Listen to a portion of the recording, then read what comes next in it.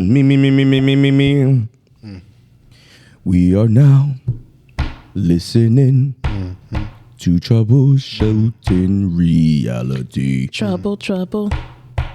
We listening to the trouble. We listening to the troubleshooting.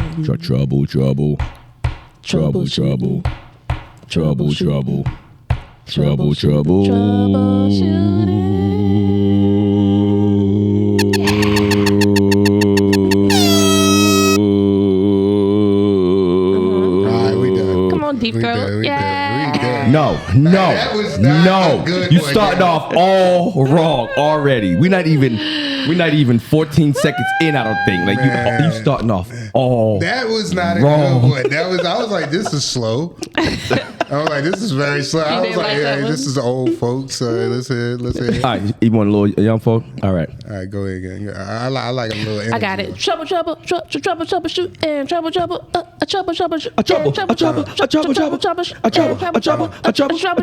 Hey, throw it.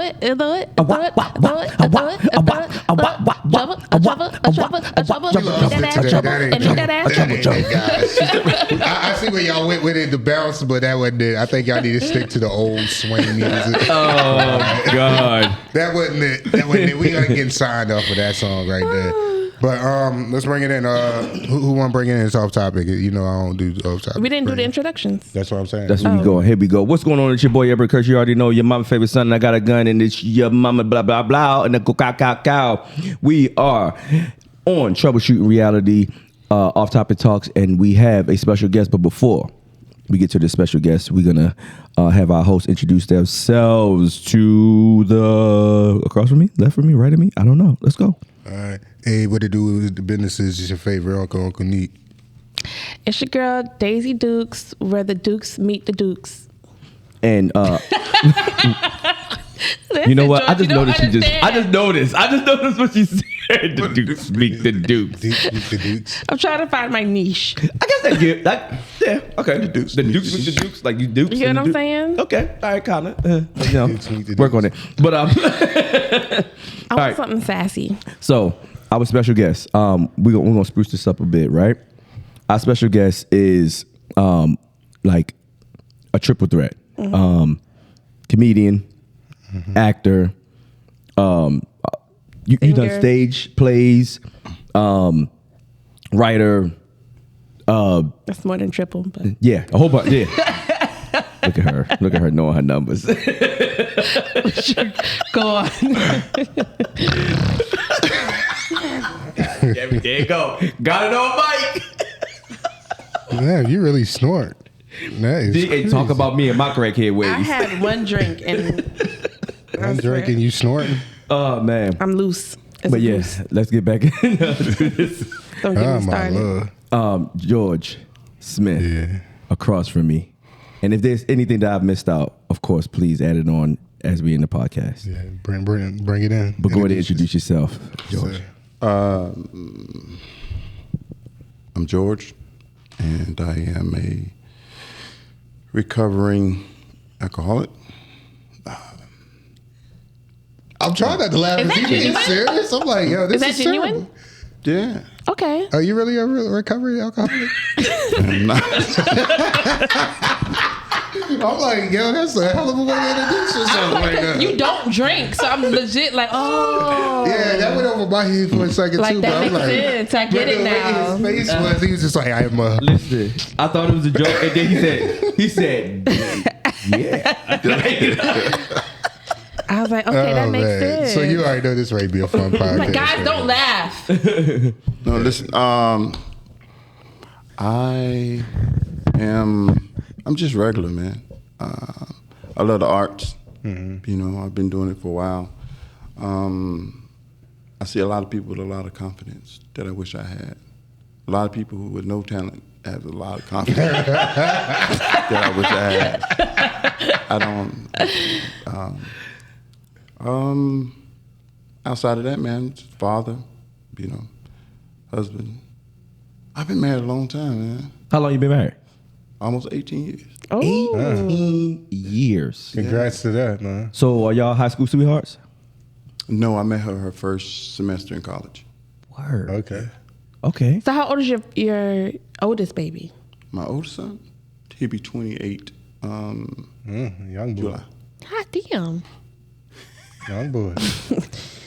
Okay. And Are you from Jacksonville? yeah, from here. Okay. My second son, I had 3 boys and 3 girls. 3. Oh damn! I didn't know you had that many kids. I thought you only had 2 kids for some reason. No, Okay. Not 3. Is that a big age gap? no. Let me see.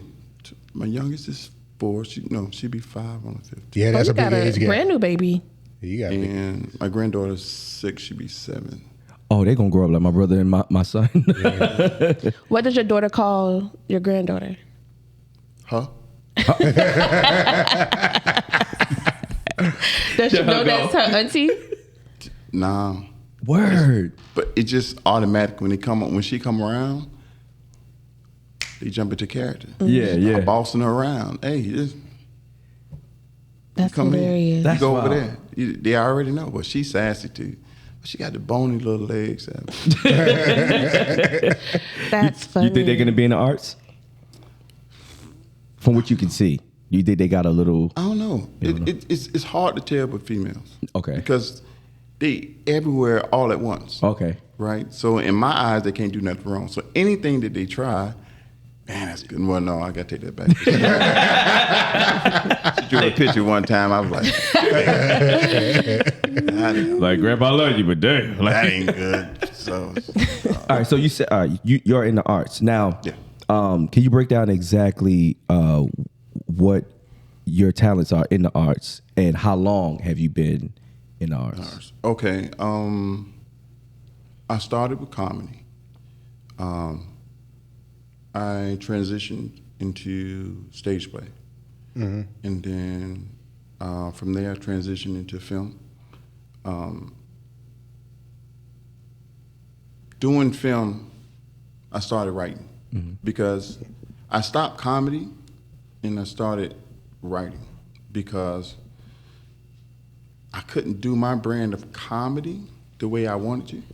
So I figured that I'll just write it in. Okay. So that's how I became a writer. Okay. Because I started writing and I started seeing and hearing things from different people, different characters, and I could write something to that voice or to that personality. So that's how I started doing that. So from there, I want to learn how to edit, to shoot, because the vision, as you grow into this genre, your vision expands. And so sometimes, right or wrong, ugly or, whatever, you got to get that vision out. Absolutely. So it's Absolutely. you won't know it ain't for you until you try it. You keep trying and it ain't working, then it ain't working. Yeah. At least you try. How long you try it for? Which part? Whatever is not working in that moment. How long do you try that for? We'll give yourself a Stand up. deadline. Because you said if it's not working, then you move on. How Then long move do you try on. it Stand up. Stand up. I tried stand up for a couple of years, and I was like, this ain't for me. What made you think it wasn't for you? You got booed? No, no, I never got booed. Sure. I had some silent moments. You know what I mean? Some of the stuff I said. That's heartbreaking, ain't it? Some of the stuff just went over people's heads sometimes. But no, it's just people expectancy. When they hear the word comic, they automatically shift their mindset to their favorite comedian. And if you not bringing it in a way that they would, like say for instance, a Bernie Mac or Cat Williams or Kevin Hart, I thought you would be like, no, nigga, I'm me. Yeah. You know what I'm saying? So the way I figured that I can display myself on stage, I have to write it. You know what I mean? Because I would go up and just improv the whole thing. I would never write. So my direction would be, all right, I'm going to say this joke. If they laugh here, then I know which direction to go. Yeah. So that's how I would do it. But I mean, one time I got off stage, not off stage, but I did a party for this teacher. And she had all her teachers, all the teachers came, and this one big dude. he had sores all on his legs, and I don't know how in the hell he got in them socks. Big dude, man. He sat right in the front, right? And I saw him, you know what I'm saying? But it was at that moment that I realized I don't want to be that type of comic. You know what I mean? What, the roast people? Yeah. Yeah. Now, if you heckle me, then you don't get it. Asking for it, yeah. Yeah, but, you know, I'm not that dude. I don't get me wrong. I see stuff all the time, you know what I mean, that I can talk about or put on display. But it's a struggle trying to keep it in, not say what you see. You know what I mean? Yeah. Because it can be very hurtful. Right. So when I got done, black people, it was a group of black women sitting in the corner in the back. So when we got done, she was like, you know, you was okay. You know what I'm saying? I thought you were going to be like Bernie Mac. Nigga, Bernie is Bernie. Yeah. You know what I'm saying? And then if I got up there and be Bernie, you'd be like, oh, you trying to be like Bernie. Yeah. Like, damn, you can't win Catch for losing. 22. You know what I Exactly. mean? What kind of comedy do you think you present to like the crowd? Like, are you raunchy? Are you do you have like a, what is it called? Sarcastic sense of humor? Absolutely. Okay, so it's like dry humor. No. Can you define dry humor? Because I think I have a different definition of what Go dry ahead and give humor your definition. I'll pull up Google. Dry humor would be, It's like a Seinfeld. It's, you know, it's 40-year-old I virgin. hated Seinfeld. You know how We talk about 40-year-old and you version. said you didn't see it, right? No. Yeah, I haven't I saw it. forgot that she never. So you never is seen it that like The either? Office? Damn. That's Yeah, dry that's humor. That's kind of like dry humor. Okay, so Yes, in my yes. head, dry humor is humor that is kind of like not like stick and shit. What's that? What is it called? Like the stick and shit? Stick and Stick shit? Chick stick? Oh, okay. Comedy? So dry humor is like this. It's like Slapstick. Slapstick. Yeah, somebody say dry humor is like somebody says have a good day. Don't tell me what to do. Right. That's dry humor. Yes. I love that type of stuff. Yeah, it's more like sarcasm. Dry humor is like a lot of sarcasm, But it a lot of only works to the person that gets it. yeah. Because I mean, it comes right. off as just being rude, Right.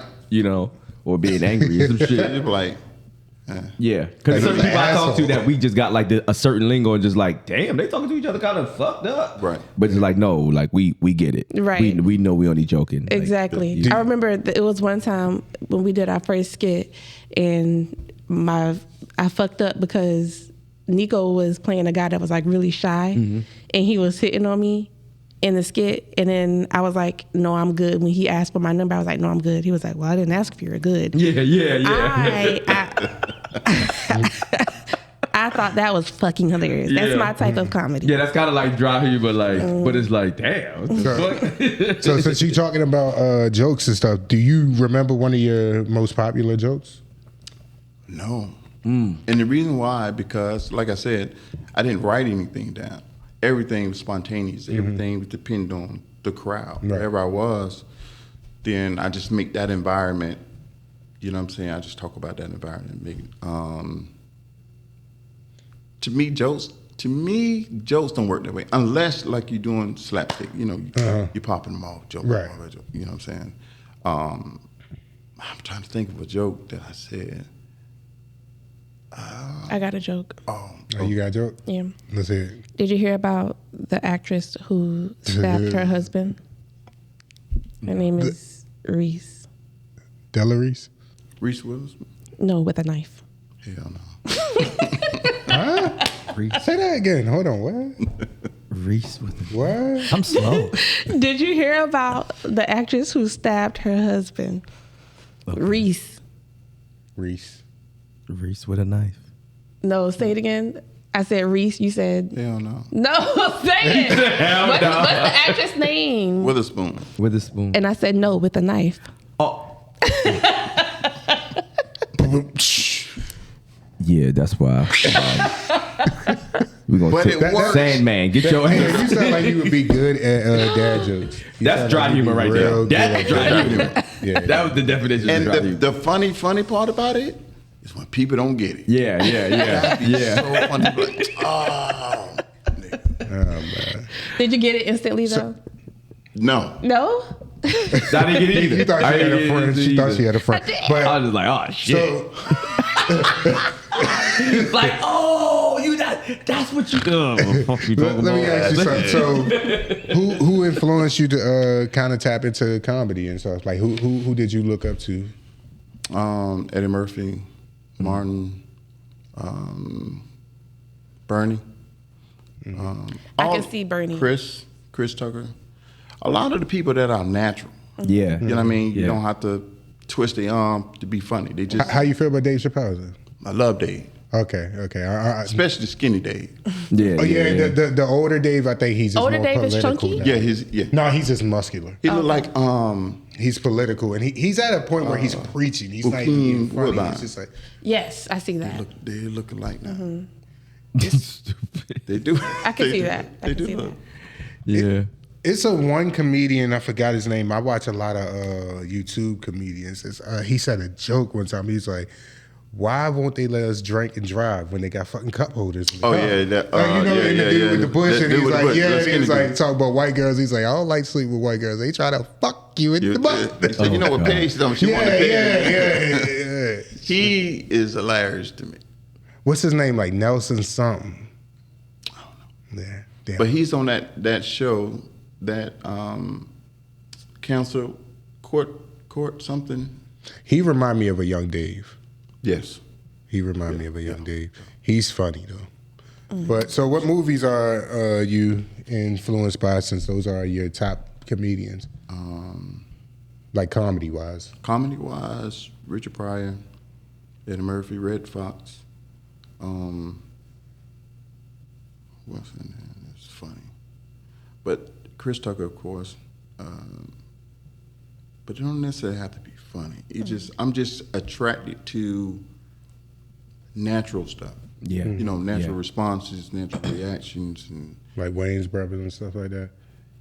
yeah, the Wayne Brothers show was great. Was great to me. But as far as their Yeah. movies, they suck. Yeah. As far as they stand up, they suck. White chicks up? Yes. No, the movie's great. That movie's great. No, Okay. his movie's great. No, as far as like, Standing up comedians. yeah. it Oh, suck. you said their movies are good. Marlon Yeah. is doing a good job. He is now. Marlon kept that show going because Which one? Sean wasn't funny to me. Sean still ain't funny. That's why he'll never show Yeah, up. The but comedy's on when it came to the Wayne's Brothers show, like Marlon's Right. physical comedy, Yeah. kept that show But going. see, that is what hurt Marlon. Physical comedy. Physical comedy, because no one take him seriously. Yeah. Yeah. You know, now he wants to be a serious actor. People are like, I don't know, he's too silly. And I didn't want to be that type of comic to where you're so silly to that you're not.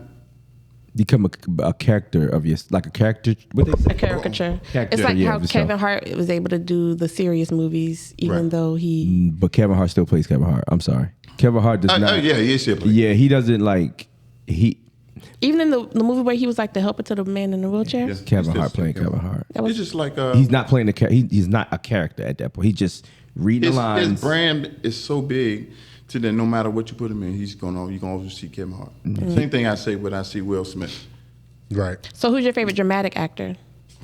Ooh, I got one. Let's go around the table. Jamie Foxx. Jamie Foxx. Okay. Jamie Foxx is a talented Killing man. it, man. He Mine is a Don talent. Cheadle. Don Cheadle. Don Cheadle. I like him. Yeah, Who? Don Cheadle. You don't know Don Cheadle from Hotel Rwanda? That's what you call a husband. Angela husband. Don, yeah. You know what I'm talking about? Yeah. But yeah, he's underrated. He's played all type of characters from British men to everything and kills it. I don't know why. I want to say Samuel L. Jackson. Oh, yeah, definitely. I just feel like Samuel can He thrive played- anywhere. He thrived his soul, man. I was like, this is fucking As amazing. Samuel got older, he started just playing Samuel L. Jackson. But when he was younger, he played the characters. Because of his brand. Once you are branded, it's kind of hard not to see that person. Jamie Foxx kind of transcended that when he played Ray. I didn't see Jamie and Ray. Yeah. I saw Ray. Yeah, when you're doing more biopics, you got to go all the way in. But I guess if you're just making a character, you building a character, then it's something different. But see now when you branching off from your brand, you're allowing your brand to make opportunities for you. Now it's all about the skill. It's about the job now. So like she said, Kevin Hart is great in it. He is starting to get really good in his dramatic roles. Okay.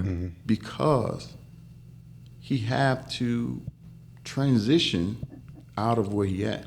If it's gonna, if you're gonna keep offering me roles, then hell, I better start getting great at them. Right. Because Soul Plane was horrible. I thought Soul Plane was hilarious, man. No, I was it a was- little kid at that time. It was cool for the culture, but it was horrible. Yeah, it was a for horrible film. movie, but it was a great movie at the same time. Right. Yeah. Let me ask you a question. So you said 2 actors and 2 comedians and 2 people that just are very talented. I want to see who you put them up. Who would you choose in this section? Will Smith versus Jamie Foxx. Ooh, man. Because they both had shows, they both had sitcoms, both were rappers / singers, artists in general, both comedians. I'm gonna have to put them. I'm gonna have to tie with them because Will Smith killed it on the music, and he Come closer to the mic a little bit. Will Smith killed it on the movies. His sitcom killed it. It's like everything his brand touched, he was just killing it. Plus, he's a phenomenal blockbuster actor. You know what I mean? Jamie, on the other hand, Jamie is a quadruple threat. You know what I mean? Dude can sing, do comedy, he play music. His dramatic roles are just spot on. So it's like, some areas I give Jamie, you know what I'm saying, Nacho, but then in some areas I give Will. So they still here to me. I don't know why I just picked Will. I pick Will too. I picked Will. I pick Will.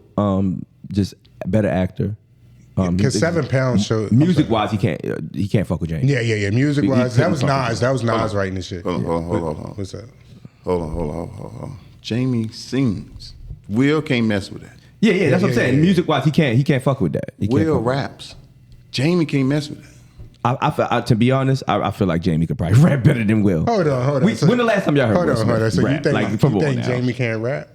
You know, Will Smith had 1 or 2 albums, and it wasn't like the greatest shit ever. Like Will is not. He ran a Grammy. You want to Google? He was the first person to win a Grammy. No. The rap Grammy. Remember the time though of rap at that time. Yeah. There was only a few people, and rap was brand new. So that's Was different. it? But he had rap was brand new at that time. Rap is still brand new.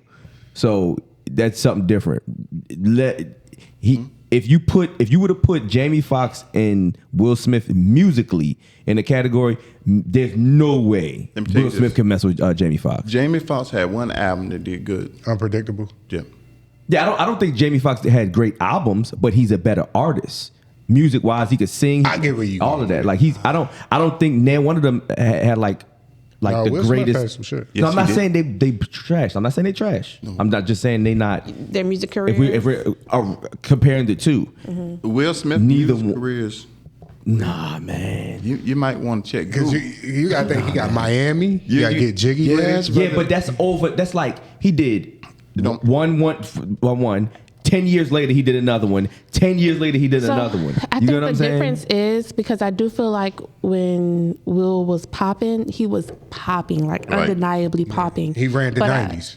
But I feel like with Jamie, he's more timeless to where we kind of look at Will a little more corny now. So I feel like it's easier to say that Jamie is on a higher level. But I feel like we look at Will's rap career as being a little corny, but he was still killing it. No, I don't when he see. I was don't in look at his it as prime. corny. It's just like I said at that time, like, and knowing that you had co-writers, you had co-writers as a rapper, like so you don't Jamie get had that. writers. Yeah, they But that's a difference in hip-hop. R&B and singing wise. That everybody know that collaborators come together. When you're rapping, you have to write your own raps. No. Or you are not considered a best rapper. a lyricist. Listen, Kanye is not considered a best. None can never be considered the best rapper Why? because other people write his raps. Not all of them. Listen, if anybody writes your raps, anybody, you can never be put in the category But then- as you're a collaborator. You could be put in the category as a great collaborator, but not a great rapper. Jay-Z, if anybody wrote Jay-Z verses, anybody, any verse, not like a hook or like a fucking line or two or something like that. No, like a full song, and they wrote it for you. You cannot be considered a great rapper. That's a part of a part of that. I agree with you when it comes to lyricists. But as a rapper, I'm like, everybody bite off everybody. No, hip hop is hip hop. And listen, they don't have to write out a song. Somebody they told this story. I forgot who said it, but they was like, everybody gets help. So somebody might be in the booth just being like, yo, like don't say foe, say two. I just said that, but help is one thing though. But writing when you have multiple people or a person writing an entire song for you or an entire verse. Not a few lines with, you heard him like, and you switch the line. But no, that's not your. What would you say? You're bleeding the artistry. What you're saying is, because you wrote me this song, I'm not now qualified as a rapper. What they do now and have been doing is, I'm gonna make a song. If he today he was just working on some music and he just sound dope, right? And he started writing to it, but he's not a rapper. So what are you gonna do? Give it to somebody else. Give it to somebody else. Yeah, but somebody that can sell it. I'm all for that. They're gonna sell it. Right. I'm all for them doing the record. I'm all for them, but they can never. The person that did not write it and performed it is not the greatest rapper. He is on that song. No, he's the great. He's the rapper. If he wrote all of his songs and he just used that one song, that cancels out everything. That's like going to karaoke and saying, because you sing that song, but that's that one like song. Somebody taking a cover of somebody's song saying that they delivered it better. Now that's their song, right? No, but it's not just that. No, but you're canceling out everything else they did. No. Listen, you can be talented, right? That's not taken away from your talent. But you cannot be put at, like when you're breaking down who's the greats of something, right? Mm-hmm. You could be a great writer, you could be a great performer, you could be a great all around everything. Chris Brown has collaborators, right? Mm-hmm. So we could say Chris Brown is a great singer, but he's not the greatest rap writer because he has other writers with him, right? He may have wrote a song and you could say that song he wrote, that was a great song. So he gets credit for that song as being a great song. But if you, in your collective of your, when it comes to rap, everybody knows this. If you're a hip hop head, you know this. You have to write your own rhymes to be considered great. No. In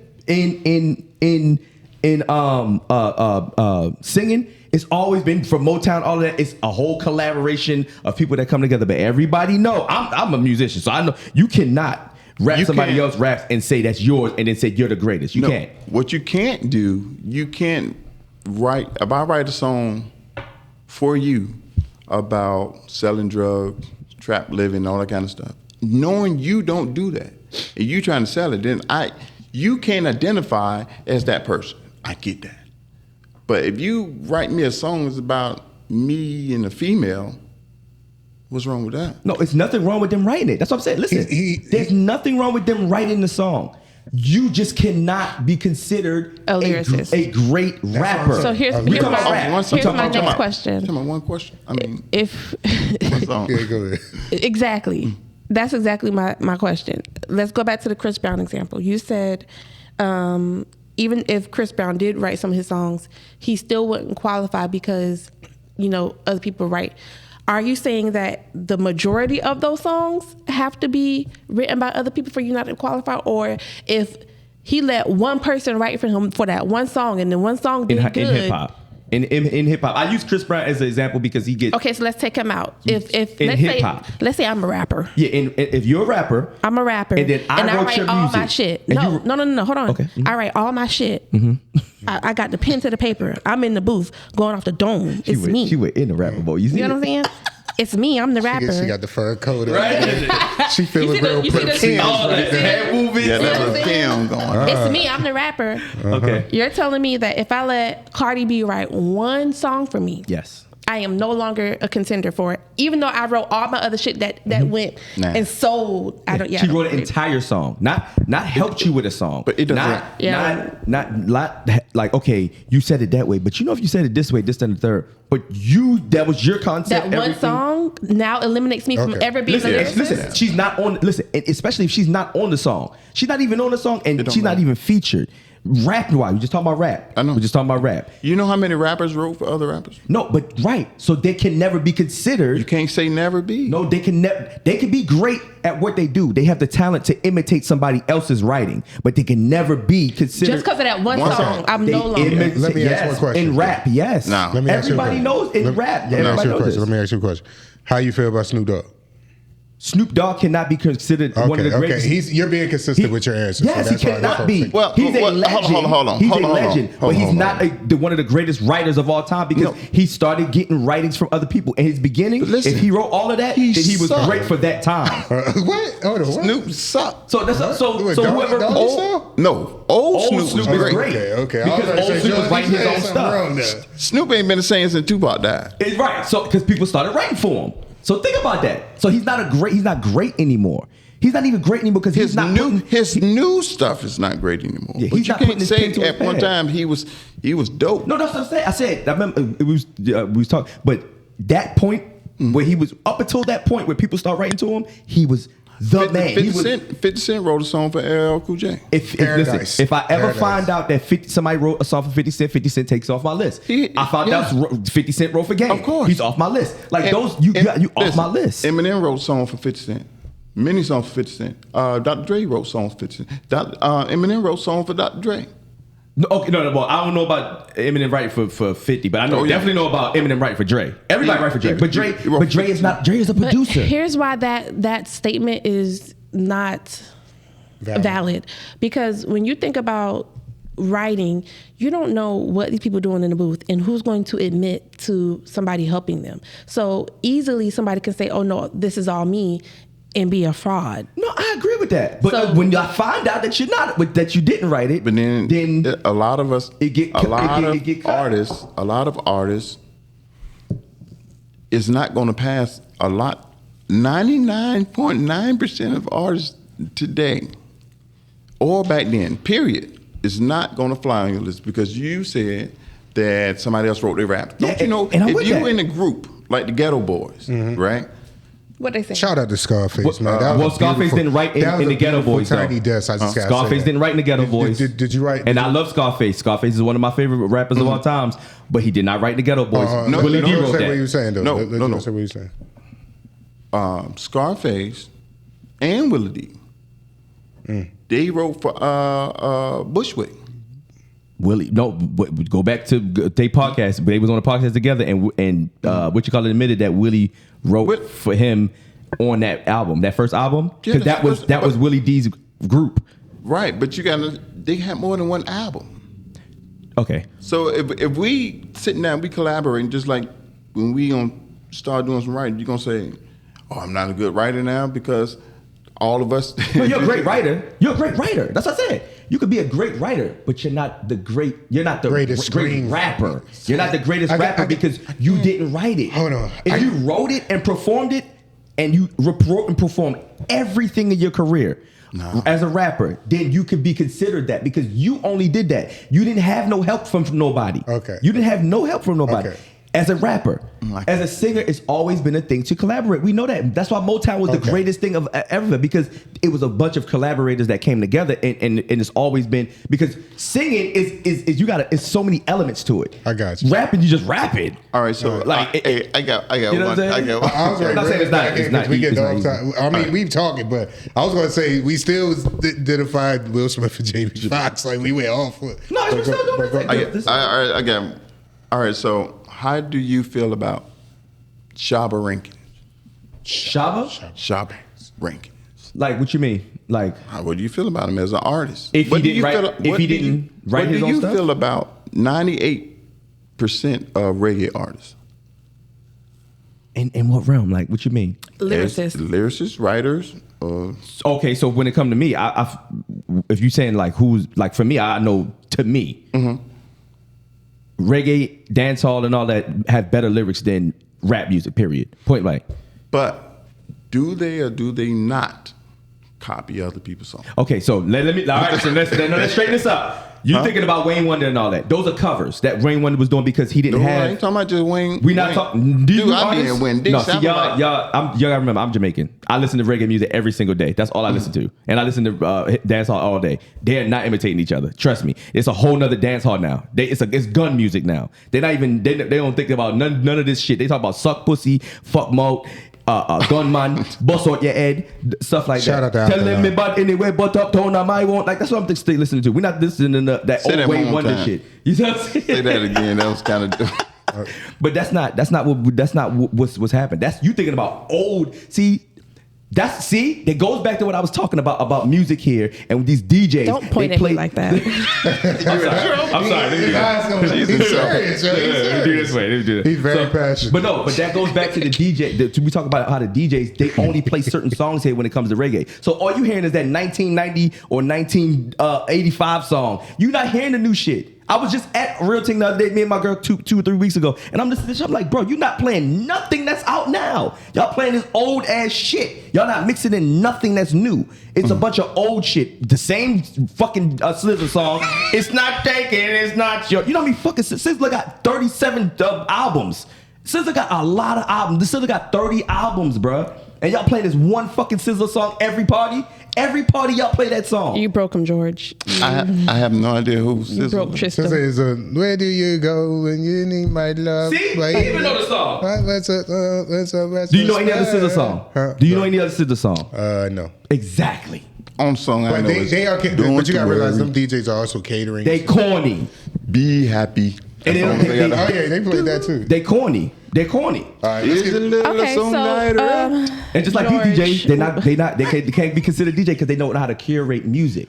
They're not curating the music. They're not curating the crowd. Like They when need you to go study to their craft. like how the auntie's house, like she's taking her time to curate this music to say, hey, this is what's gonna be played for a reason to get this vibe in this room, and this is what the room's supposed to be like. These DJs ain't doing that. They're just playing shit. everybody trying. All the popular shit, and if it's not popular or what you done heard another motherfucker play, nobody's introducing new music. You know what? Even rappers, the same thing. They're not introducing nothing new. You know what? I got two DJs that want to come up because I was actually telling them I don't like the fact that they be. I don't know if you've seen the viral moment when somebody took the Anita Baker song and then they meshed it with the Young Thug lifestyle. Oh, I ain't see that. Oh, you ain't see that? That's It was dope, really though. good. That's how shit They dope. meshed Anita Baker's Sweet Love with Young Thug Lifestyle. So it was like, you are my yo, shit was killer. I'm gonna find it on the phone so I can play it real quick. Young Thug. And then like they blended with the Young Thug Lifestyle, and it was like did a lot of shit just to live. And I heard it in and the DJs are passing it around. I'm like, I don't like that. I'm like, They're not even mixing it themselves. But he gave me another point of view. He was like, that's like when Kanye said, when 50 said, if you hate, let the money pile up. Yeah. Shit. He was like, that if you gonna say that, then you can't bring up everybody else shit. Like when 50 was like, go ahead, let them hate and watch the money pile up. Then Kanye said, and 50 told me if they let the money pile up, like they're recycling. And that creates the art. And now if you think about it, all these remixes, covers we hearing. What about Jay-Z? Jay-Z? If I find out Jay-Z, He's saying a whole lot of Biggie's records. so listen. But all he's right. reciting lyrics. Yeah, that's like if you It's took same the thing. whole no, You made it a song, right? No. He didn't make a song? No. If you took the whole song, if he took Biggie's whole song and recited every single word for word, then yeah, he's a fraud. If he took a couple lines like when he said you made it like when what's cousin, you made it a hot line, I made it a song. Yeah. Like certain people, certain lines is just like it's a line. So if he did the whole verse, If he did the whole verse, he fucked up. You can't do that. If it's not on the tribute, you know what I'm saying? Like why you then spinning that his whole disqualifies verse? Lil Wayne because Lil Wayne did somebody's whole verse. I forget who it was. Yeah. In what way though? Was it if it was It Two don't matter. Chains? If it was Two Chains, that's something different because them two are like best friends and they do pay homage to each Come other. on. They do play. No. You They can't, pay homage. You There can't is- give No, you- exceptions like that. Yeah, if you're paying homage. Tristan. Yes, mom. Tristan, please. So there's exceptions to like if you're admiring somebody, you be like, hey yo, do you mind if I use this verse? Now if they tell me, hey, they say I could use this verse because it goes with this song, right? And it's only for that song, right? And you say, hey, I need you for this, right? And I'm just gonna use this. That's something different because that's a whole nother But if thing. Wayne and 2 Chainz wasn't homeboys, like they didn't do albums together, they do albums together. You know what I'm saying? I'll probably be like, hell nah. Like he can't do that. Copyright? We do not own copyrights to this. I'm ready to play the message. Oh, we probably just won't be able to put it on YouTube, but we probably, I don't know how we gonna put it on. Jay-Z has ghostwriters. You ready? Jay-Z, he can't be up there. He ain't up there anyway. Yeah, not me either. He not in my top 20. Trina, my top 2. Trina. Yeah, no there. Yeah.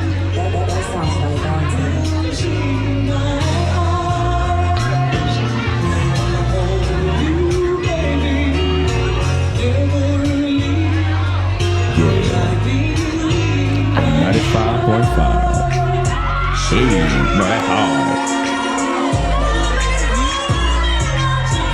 Hey.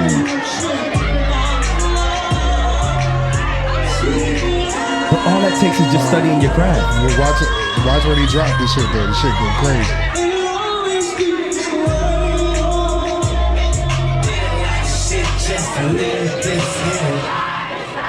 That's Anita is creating rolling a over vibe. in her. Is Anita? Yeah, Anita Baker. No, she alive. She alive. Anita She's Baker. alive. Yeah, Anita Baker's alive. Then never mind. Yeah, bring her back. She rolling over. She rolling over in that bed though. I know damn well they just doing that. Hold on. Now let's, since we talked about the music, how do you feel about when somebody take like movie ideas and they kind of blend it together? You know how I feel about that. You know how I feel about that. How you feel about that, George? Like if somebody remakes, because I'm waiting for somebody to remake. All right, perfect example. What's the pimp movie that Superfly? How you feel about the old version and new version? Because they technically Two different not cultures. the same story. No, it's 2 different cultures. Do you And, like remakes? No, I actually, don't. no. I don't. I actually want somebody to wait. make a remake of the Mac. I'm I sorry, love George. the Mac. I interrupted you. Go ahead. Yeah, but go ahead. The cultures is different. You can't, when you have a moment, you have a moment. You can't duplicate that moment. Yeah. You know what I mean? You have to create something different because you ain't gonna never get that. It's gonna be again. disappointing. Like Tristan when he walked into the crack house. You ain't gonna never get that. You ain't gonna never get that high again. Man. He ain't been right since. Y'all see how he yelling? This is Bruh. not an effect of a normal man. I'm telling you. You want to be joking? Hey, that's funny. Hey, your one-liners are on point, bro. I swear to God. Yo. I swear to God, when we first put you in the skit, I ain't gonna lie. He sent me a text and he sent us a picture of him, right? I was like, the nigga look like he charged $25. He sent me you in the talks and shit. In the court. I'm like, nah, bro, we ain't paying for this shit. But once you came on set, bro, I was like, yo, like you ain't hesitate. I was like, bro, he went right Hopped into right character. in. Improv. And then you genius. had everybody laughing. You had so many people doing retakes. And we hyped up Quan. We was like, yo, Quan flawless. Legit. Quan, She don't break Quan character. I don't break. She don't break character. I broke. broke Yeah. like a motherfucker. I broke. Like Quan broke that one time on the set that she was talking about with the first one. That was both of us the first trying. But when we did the dating one, she ain't break at all. Like the thing with Quan, I caught your voice bite. You do a lot. You do a Oh, lot. yeah. Like it be right on your throat. I'm like, okay, she ready to break. But with you had Maya break. You had the whole room break. Like that one line of he brought another nigga in here. I was like, oh my God. I was like, oh my gosh. I'm like, how do you think on the fly like that? I'm like, It's just- that's crazy. Like I talked before about just being natural. You know what I mean? We don't have to put on for one another. Yeah. Right. Just who we are. Yeah. You know what I mean? So when we get around other people, like if we go somewhere corporate or we around white folk, we kind of tend to keep it down because we almost like this is an inside thing. This Right. is how we are. You know what I'm saying? Don't want to offend nobody. So when we get around each other, it's just natural. It's come out natural. I don't have to get a stage and the mic and try to perform, try to make you laugh. It's just who I am. So that's one of the things too that I haven't mastered because I haven't did it long on stage. I haven't mastered to be my normal self on stage. It's And I not as think- authentic. Right. So when you get up there, you have to perform. I don't like to perform. But if I'm on the spot, then I'm pressured to perform. You know what I mean? And so, but once the laughs start coming, then I can do it. Yeah. That room ever get quiet. Yeah. Where do you pull from though? Like, I know you're saying everything's natural, but like, do you have something in the back of your mind that's like, all right, something happened today, I'm gonna pull from that, or you just like Always. Okay. Always. You gotta always have something. Okay. That you can go to. You got something right now? Nope. Have you always Rule been number witty? one. No, because I don't like my jokes and come from responses or things that conversations that we have. I don't pin them down, so it's like not I don't have those type of jokes. I have situational jokes. You know what I'm saying? Like just where was I? I was somewhere. Dudes cracking up, laughing hard as hell. White guy, but he had a whole mouthful of gold. Oh shit! Yeah, a whole mouthful. And then he got a mouthful of jumbo cake. So hey man, you might want to calm down. You're gonna start up here calling the podcast. And they just died laughing, right? So you was like. I think it's your delivery too, because it's so laid back and so chill. Like it's like you don't even expect something so wild to come out of your mouth, right? Because your persona is also very much laid back. So it's like, wait, oh, you got a mouth on you. You got some words. Yeah. It's a shocker. It's like a shock value. Yeah, and like I want to write a role for that. Like I actually want to play a role like that. Like don't you know, like on what's the fucking movie called where the Dumb and Dumber, when they go the newer versions, when they go into the gas station and like the clerk is like, enjoy the Slurpees, I peed in those. like I like that type of shit where you like not expecting somebody to say some off the wall shit because they got a little skit. I mean, like a little scene, you know what I'm saying? But that's my humor right there. Yeah. That's right up my alley, and I love racist jokes. Yeah, because it's I there. I love racist jokes. It's there. You can't, man. I went to a white school. Like somebody called me a Negro the first day. Like he was like, "Can I call you Nico the Negro?" And I stood the fuck up, and I was like, I was playing with him, but I just wanted to see him get scared. I was just like, hell no, you can't call me shit. So when it comes to the skits we've done, they were obviously on the funny side. How often do you do skits that like challenge your range? Ooh.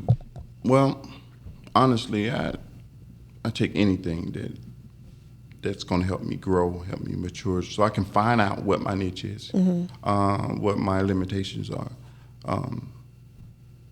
Lately, I haven't found any sketches or anything like that was serious, that was geared towards that. But I was told, I don't know, I think my comedy and my drama's kind of neck to neck. Okay. You know what I mean? I have a strong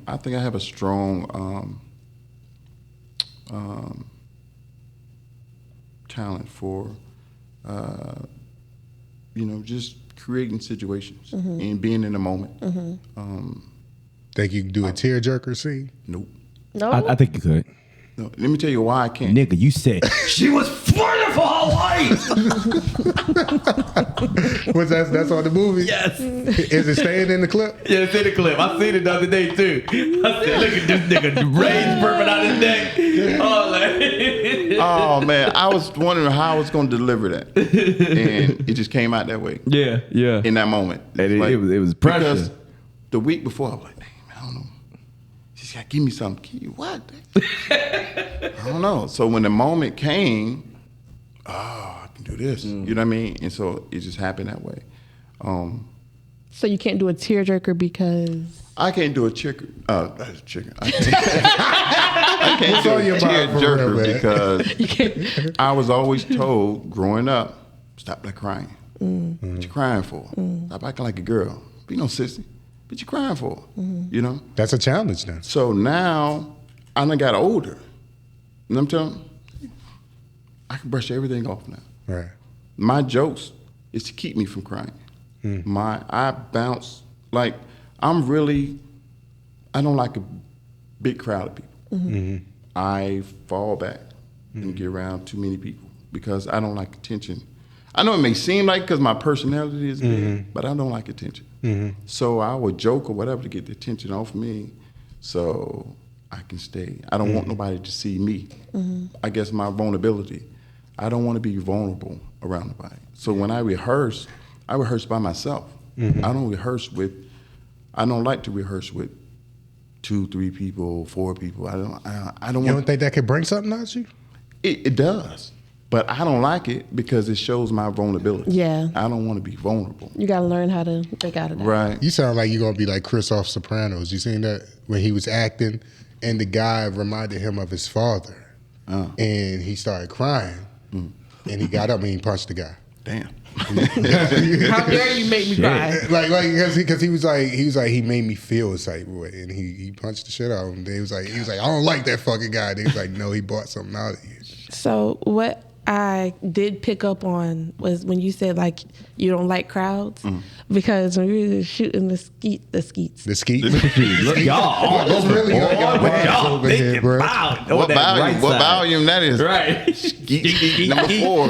When we were shooting the skits, each time you were like, especially if we were like doing the garage scene, like everybody else on the inside of the curtain, you just kind of like peeking in on the outside of the curtain, like looking like a weirdo, to be honest. But I was like, okay, I don't really know him. Maybe like he's just like being creepy. I don't know. Y'all right in there. Right. Like a peeping Tom, you know. I would like to see you in a drama scene, like a real tearjerker, because I think you could bring it up. Oh yeah, I can do it. I mean, you ain't gonna get no tears. You better give me some onions or something. You can pitch your underarm and just be like, get this out there. So you ain't crying when none of your babies was born? No, I cried because she got pregnant. Don't go back to that day. Go back to that day. See, he got that type of comedy. Like, so, I'm so fucking serious at moments that I like. Oh my god, the type of comedy you have reminds me of when somebody asked me if I believe my son's mine. And I was like, yeah. I was like, yeah. I think it was like he was an asshole. It was my children's mother, father side. He was like, that baby yours? I was like, yeah. He was like, you sure about that? I was like, I am positive. Everybody in the room laughing. My homeboy was like, you should have said, no, you look like the mailman now that you're thinking about it. And I was like, I ain't thinking like that. You wasn't as witty. Yeah, you're witty. That's what it is. You know what? I learned how to be more like on them ships? On the ships, bruh. When I start working around people that was in the Navy or work with the Navy, yo, you gotta be quick on your feet because they say it's like people from all different regions and shit, and they just say some of the craziest fucking jokes, and you be like, what? Like at first I'm like, bitch, what the fuck you talking to? Like, you know what I'm saying? But then after a while you just like, oh, that's that white boy banter. Oh, okay, that's that, that's that over whatever. Oh, that's the African man. Oh, they just do it different. Like you just gotta figure out how to, And I learned after a while how to maneuver in that. But that shit took a while, man. Have y'all ever heard a conversation between like a Chinese family? You hear how they talk to each other? I'm like, God damn, cuz, why you yelling at the man like that? Oh, he just told me to turn the radio up. I was like, but that's it. Why you just ain't say turn the radio up? It's funny you said that because that's how my mother, people, I've learned over the years that I could be intense, right? And this ain't nothing. Like when I'm there, right? So I've learned over the years, like when I'm in rooms, I don't speak to a lot of people because I know I can be intense, and everybody don't know how to take that energy, so they might think I'm just aggressive and this that. Like not knowing that my mother's aggressive as fuck. It's the crack. Like God rest my father's soul. The crack. It is the crack. I'm sorry. Listen. That should be good. Snowfall. But no. I don't think they're gonna get the joke because I might cut it back before. No, it's all good. But yeah. So like. I'm used to the aggression. Like I'm used to my mom. My mother didn't tell me she loved me till I was like 20-something years old. Which is not healthy. We're not encouraging it. Yeah, it's okay. I guess we're not encourage it. But I understand. My mother got 5 boys. You like she got 5. love. She don't have no girls. It was 5. Like so she had 5 to 4 little ass Jamaican lady. Same father? No, hell no. Not probably why she didn't tell you. She ain't like that. You like your daddy? You like your daddy? Yeah, God rest his soul. Yeah. He passed away last year. That was my dog. Yeah. Like we look just like everything. That's my dog. Like that's my dog. Like we had You remind, huh? You remind her? No, I'm gonna tell you some real shit. That's the one that she actually got along with the most. For real? Yeah, like we sit on, like I've been in the car with friends or like coworkers and shit, and I'm on the phone with a 3-way talking to my mom and my dad. They like, damn, that's how you talk with your mom and dad. I'm like, yeah. No, y'all don't talk to your mom like that, and y'all dad like that. Like, nah, I could never have a 3-way with my mom and dad. They don't even like each other. I'm like, well, mine do. I'm sorry, they haven't been together since I was fucking the baby. So you know what I'm saying, but. Yeah, like I didn't have that dynamic where they didn't like each other. She, you know, my father was a whore. Like he got fucking 9 baby mothers. He got, you know what I'm saying? Like he just out here. So she knew the type of my father never worked a day in America. He always sold drugs, all that shit like that. Like he was a hustler until the last 10 years of his life, and that's he didn't sell drugs. So she knew what was up with him. You know what I mean? That's what she met him as, and that's what he died as. What you gonna say, George? I've never had a 3-way with my mom and dad. Shut the front door. Shut the front door. 3-way call, y'all. 3-way call. Let me ask you something, George. How many movies have you been in so far? Ooh, including the short one? Including anything that you would call a movie. And which one is your favorite? No. Nah, what is my? I can tell you one I hate. Ugly ass movie. Yo, you snorting for real? Are you getting sick or are you snorting? I'm the crackhead. She the cocaine addict. Crack cocaine. Whitney and Bobby. Right, Whitney and Bobby. Crack. Hey, y'all would get along too. Y'all would get along. That is funny. Tristan, y'all would get along. Oh, that is hilarious. Oh my God. I don't know, man. I'm funny. First of all, name all the films that you've been in. Can't. You been around that, bro? You been around the Working. block? Yeah, man. I've seen him in about 5. I did a lot of 48-hour film projects. Yes. I don't remember all the names because they suck. Okay. Why would you say they suck? Because quality? You only got 48 hours to film it. That's what it's called. It's Oh, I ain't know what the hell that was. they're gonna hate me for Yeah, he put me on with it. Speak your truth, King. Well, okay. Besides the ones that are shorts that had to be done in like 48 hours. Because that's kind of like hard to do. Like, you know what I mean? Come up with a, you know. The one Rights of a Father is the best one, I would say, because Shout out to ID4 Nation. yeah, and it gives me an opportunity to show some range. Give me an opportunity to not be the funny guy. You know what I mean? So, yeah. I'm not just saying this because you're here, bro. You killed that shit. Appreciate you, bro. I'm telling you that, right? Like I already done told every, like me and Darcy was talking earlier and all of that. I was just like, yo, George got it, bro. Like George is one of those people that, like I said, he's quadruple threat, triple threat, whatever you want to call it. Like he's able to pull that out of the bag, pull whatever it is out of the bag, real quick.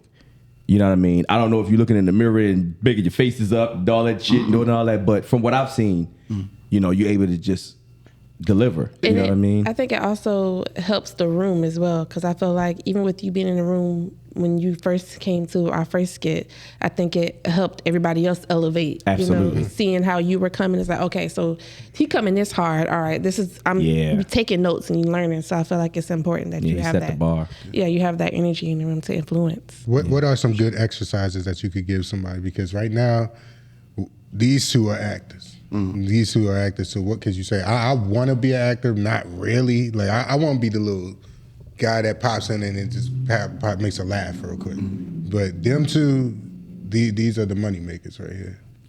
Keep watching. Keep watching the people that relates to you. You know who relates to me? Or, I Issa Rae. don't know if I love you. 100%. Issa Rae. So I would say a cross between Issa Rae and Tisha Arnold. Is that how you say her name? Tashina? Tashina. Is that the lady from Mad Diary? Pam. No. Pam. Oh, okay. Pam, and also her best friend. Gina? What's her real name? Tisha Campbell. Yeah. Tisha Campbell, yeah. Okay, so yeah, Tashina and Tisha, I feel like their dynamic, one, is beautiful, but also their ability to, like, I that was my mama off of Everybody Hates Chris. I could relate because she played that role so well. And I feel like the goofiness of My Wife and Kids, Jay, I can relate to that. So I see myself in that. And then with Issa, I see myself in that. So I feel like that's the cross. That's the stuff I want to pull from when it comes to it. But I think I get into my head a lot more when I'm in front of the camera. It's hard to pull that out. You literally got to lose yourself. That's what I've learned so far. That's all I got to hold. Because you got to remember it's not you. Yeah, it's a whole nother character. And then when I first realized, I was younger then, but I was like, oh, I can do this, and I get blamed for it. All right, cool. I can be reckless. What? I used to be like, I'm that guy, that kid that stood up in front of the floor model TV, ranking on people in the house. You know what I mean? Mimicking people throughout the house. You know what I mean? You still got it? Can you imitate somebody? She do that shit all the time on set. No, I'm trying to see you. I want to see it right now. Shit. What you want? You got imitations in you? No, I don't have imitations in me. I do not have imitations. I don't. Clear that up. Yeah, right. I wish I did though, man. Yeah, I really wish I did. What is something that you wanted to work on when it comes to that? Like just tone, voice inflections, accents. Because I feel these characters, these figures I see in my head, if I can attach them to a certain accent, or a certain, I'm like, oh, this would be so dope. You know don't what I mean? Know what you're going to do today. I would write something so funny today. Yeah, because I hear it already in my head, but I just can't do it. Yeah, me either. Tristan's teaching me how to talk in my. She getting close. She getting close though. Like when she sees that wagwan, midday bud. I go down to the tree. And like when we was at the Baya's joint, and we said what's up to each other. You can hear people laughing at the microphone because they like, how'd that come from? So let me ask all three of y'all, since y'all actors and all that. So when it's time to find your character, what's the first thing you draw from? Do you think like, okay, physically they look like this, or they go for a voice first? Like, what you mean as far as like I'm giving you a script right now, and I'm just like, I need you to bring this to life. What's the first thing you're thinking? You're like, all right, I'm reading the script. This is how his voice sounds. I already know it. I already know his voice sounds like this, or this is how he is. He's awkward. Like, what are you drawing from? What is the first thing you're like? Okay, I got to find his physique. I gotta find this. Like, where are you? Like, I know it's kind of a hard question to ask. No, not a hard question. I think for me, it's personality. I'm proud of y'all. It's not hard at all. I can find that. It's personality for me. So I'm thinking what the words are trying to get across and what personality that brings. I'm not good with voices either. So you get what you get and you don't put it in. Okay. What about you? Me, I would say I have to read the whole script. Because I got to know who's around him. Yeah, I got to know who's attached to him, why, what type of person is he to these people. Then I can bring and say, okay, he's sarcastic, kind of funny, so I can bring this element in. Or he could be serious, and I can just every now and again just say something off the wall or something like that. And I just pull from like, I'm saying, okay, say for instance, like when I did the drunk guy, I was like, my dad was drunk. He was the fun drunk though. So I'm gonna be that. I'm gonna do that. I'm gonna do that. Yeah. So that was your daddy you was channeling. Yeah. Okay. Yeah. But then you also played a bad drunk too in Mike movie. Yeah. So I played bad drunk too. So that's my mom. My mom, I ain't gonna worry about listening to you. But she get mad, bro. Like my mom was a fighter, bro. Like she'd fight. And when she get drunk, she be happy, but just the smallest thing take her off. Make that emotions. And I be like, and then she be making up stuff like, "Mom, that ain't even happen." I said, "Yeah, you don't know. Go to damn bed." So get mad at you for telling the truth. What I'm getting from your answer is that you kind of draw from experiences. Oh yeah, absolutely. Okay. So you try to read the skit and be like, who does this represent to me in my life? Yeah. And that's good. That's good. good. You got to have a point of reference. Right. Nothing comes out of the thin air. Nothing. Gotcha. Okay. And as you say that, I'm like, okay, that is technically what I'm doing. When I look for the personality that fits that makes sense. Yeah. How about you see? I do the same thing that they do as well. But I also go to the director. And if the director, because I've only done 2 movies so far. It's ought to be 3, but the other one ain't work out right. But You did a good job too. Thank you, sir. Thank you. Pause. So what tripped me out was, it was my first time seeing the preview of it, where your baby was in it. Oh yeah. And they had the people talking, the voiceover. And he was like, yo, tell the kid to stop looking at me. Like, Hey, shout out to Drew. You get the Shout out to baby. Drewski. Shout out to Drewski. Oh man. I'm sorry, go He ahead. is hilarious. That guy said, I'm only hating because I'm jealous. That feels good though. Like somebody did commentary and all of that, and like took that felt good. But what I've learned so far is like taking my time cadence wise. I had to learn cadence because I was like, I got sat down. They told me I wasn't acting right, and I learned that it was my cadence. I was just like going. I was just like kind of like reading in my head instead of like taking my time and learning, when to pause or when to do facial expressions or all of those different things. And so that's, even to this day, I'm still learning all of those things, like how to bring that to camera, because my favorite movies are those things, like those like Castaway. It's fucking like 2 pages of fucking dialogue. You know what I'm saying? But everything else was physical and all of that stuff. It was like you believed it. Like the camera work, everything, like you just believed that character. Like he did his thing. So I go into those modes where it's like, what would Tom Hanks do? Right. You know what I'm saying? What would Denzel do? Like don't be Denzel, but what would they do? Like how would they go that in depth into the character? Now, if I've never done a biopic, so I know that would probably be way harder. But like to just build a character, that's fucking great. Especially when the director gives you free range. Oh yeah, because I've had free range and then I've had like semi free range. You know what I'm saying? So it's like, but that free range was like, oh yeah, I could be a functional crackhead. Fuck it. Let's do it. You know what I'm saying? Making Like a whole backstory. Yeah, there's a whole backstory, and I'm just like, I did that whole thing in my head. Like, okay, but he looks a certain way. He's gonna look a little scruffy, but he still put his stuff together to go to work. You see what I'm saying? Like, Okay. Functioning crackhead. Yeah, that's why I played in a lot of lives. A functional crackhead. They So. was talking about how Denzel is just so amazing. I don't think I appreciate how good he is as an actor because Fucking beast. he's Denzel and I'm not in that field. But like Training Day is my favorite Denzel movie. Only because it captivated me. You know what I'm saying? They said think it's everybody's favorite Denzel movie. No, a lot of people say they strayed away from him after that. Because they said that wasn't Denzel, because Denzel played the same character every time. No, Denzel does not play the same character every time. I'm not a Nowhere Denzel close to fan it. like that, so I can't really speak. But I remember being in a barbershop and they was like, every movie Denzel was Denzel. No, for Training Day. That's not. Do you think that? That's I not don't. accurate. But I do have a question. What up? But I don't. I think Denzel definitely has range. One of my Oh favorites. no, he has range. It's just yeah. he always the good guy. They say. Nah. Because even in Fences, he was. Yeah, a he fuck was. nigga. He was. Yeah, he was like fuck nigga. boy. Before that comment was made before Fences. That comment was made when who's the dude from Van Wilder? You mean Van Wilder? Van Wilder the movie.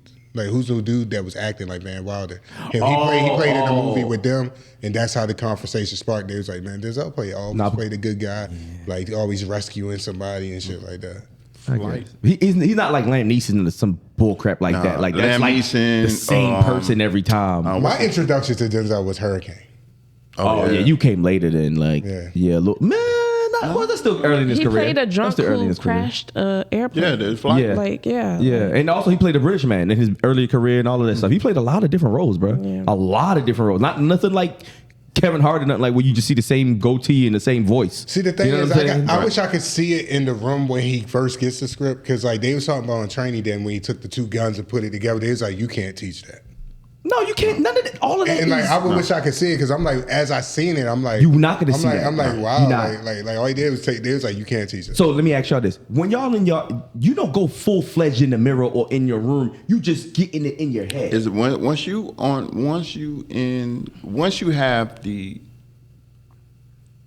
have the script down, you got the words. You're not worried about the words. You're worried about your delivery. Yeah. Man, that's when the magic happens. The magic can't happen until you know the words on the paper. You know what I mean? So, because you got to create from somebody else's vision. Yeah. That's the hard part. Yes. If you write something for me, if you wrote a joke for me, I got to find a way to say it. I got to find a way to deliver it that I feel comfortable. It's going to look natural and feel natural when it comes from me. You know what I mean? My question is, so my bad for cutting you off. No, you're good. Don't do it again. I can't promise. So I've been seeing like videos where people are like, it's these same group of men actors who black people will always hate.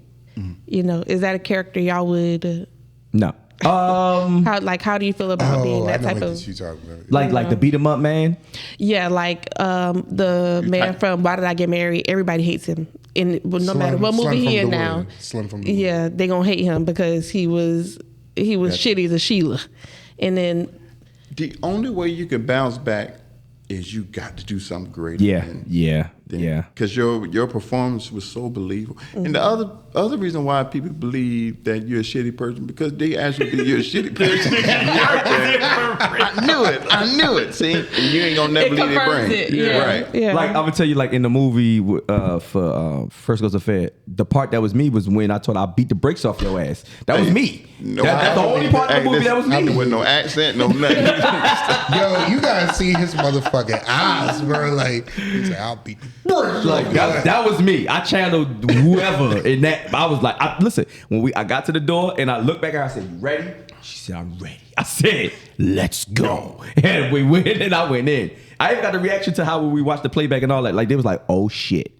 Yeah, cause man, I was a bitch that whole fucking movie. A hoe, a straight up hoe. Like, god damn. That's his breaking point right there. Yeah, that nigga straight up nigga. Damn, Mike was fucking everything, boy. So you wouldn't want to be a bad guy that's known as a bad guy as an actor? No, I'm looking for something that's totally out of my realm. So I'm glad both roles I played so far is not me. Mm-hmm. I'm not a simp. I'm not all y'all dying. You fucking tattoo my kid. You know what I'm saying? Like, but you can fuck who you want, but damn, you tattoo my kid. Right. You got to die. And on the shoulder blade with it. And collapse doggy style. In a circle. Oh my god! Like everybody gotta die. But then the other one, his behavior. I'm not a pill popper. Like I'm terrified of Benadryl. You see what I'm saying? Like everybody know, you know me. I don't drink like that. But this, I smoke my. You know what I'm saying? Mm. So like playing a functional pill head, like I'm not a fucking pill head. I'm terrified of Tylenol. Mm-hmm. You know what I'm saying? So like those roles I like so far that I haven't played somebody that I'm used to or somebody like. I went out the other day and I would like audition, and he had me audition for like a Jamaican role. I don't know if I got it or not. I probably didn't, but still, I was trying to kind of stray away from that, you know, and like use that for other things, you know. But like for other people roles, I just don't want to just throw me in because I'm Jamaican. Mm-hmm. You know what I'm saying? Like I want you to throw. I want to be in that character for real. I don't want to, you know, have these parts, but. Yeah, I know for a fact I got to put myself out there more for me, and I'm just gonna be honest. In Jacksonville, I just haven't seen any projects so far up until now that's like captivating. Like everything is like, okay, we're gonna make this, and I'm just like, all right, cool. But what is this gonna do? Is it gonna start a conversation? Is it gonna do anything? Is it gonna like? I want to make something like Malcolm and Marie. Man. Like Malcolm and Marie. Brilliant. That's the greatest movie of our time. That is brilliant, bro. That movie is. Why do y'all say that is brilliant? It's so many layers to it. Location. Yeah. Black and white. Mm-hmm. The emotions. Mm-hmm. The dialogue. Mm-hmm. The scenes. The everything about it. The camera work. The cinematography. The two people. One location. So one much pot. Emotion. One pot. Macaroni and cheese. You know what I'm saying? Like, hey, that cheese. I was like, man. Just go to the kitchen real quick. She cooked the shit out that macaroni and cheese. Like, listen, you can't tell me that they didn't love each other. Yo, that's love. Now they was toxic, but they loved each other. Love. That was like the reverse of the Huxtables. Listen, let me get a little bit of it. You know what I'm real saying? shit. I know you love but me. But the funny thing is, if you've really been in a relationship for real, you've had a moment like that. You know what I'm saying? Whether it ends the relationship, or you continue, but we all at some point had some sort of interaction with our partner or ex-partner where it got that deep. You're just like, fuck, damn, cut me at the fucking toes out, right. Don't you? Like, you know what I'm saying? Anybody else? Yeah, I beat the shit out your ass, right? But you lucky I be in your ass. Like, What's another movie y'all think is our culture? Our culture, or what movie did I think that's great that I've seen lately? Lately, yeah. Okay, I could tell you two. One is Dog Pound. It came out in 2010. I just seen it this year. It's called Dog Pound. Fucking crazy. Please watch that movie. It's on Netflix. I mean, Tubi. Came out 2010. It's about like these kids that in a juvenile detention center. But fucking crazy, moving. Another one. Mona Lisa Bleed or some shit like that, whatever. It's like it's sci-fi, right? But it's not sci-fi because the girl is like got mind control, but this stripper chick uses her to like rob people and shit like that. So it's not like, oh, I'm just gonna throw you all over the place. So it's like she using her mind powers to like fuck people over and shit. And then like the little boy in it is like, it was just, oh man, I could send y'all these movies. I could write them down and send it. It's another one too about two brothers, and one is a little autistic or whatever, but he's just like ride or die for his brother, and then the other one is like kind of like a misfit fuck up, and they rob some shit, and then the shit just goes break, and then just the way they ended, I was like, oh my god, this is fucking genius, man. Like, I'm gonna send y'all those three movies, and maybe I like it, maybe not, but it's just the cinematography is so fucking good. The storyline is so good. That's the other thing too that makes the movies not just so much the writing. Since we are, in this genre, is everything else. Yeah, the lighting, the sound, the costuming, the set design. You're like, damn, how the fuck did y'all do that? It's beautiful. Right. It's art. So what movies is y'all movies for this culture or this time? The best movies y'all think? So I'm not going to answer that. Why not? Because I don't. That's a big. I have to. She done missed on some movies. Yeah. I need to sit on that. But what I will say, the movies that like really caught my eye and had me like watch it over and over, was, what's that movie called? We Fall Down. Is it We Fall Down? The Western movie.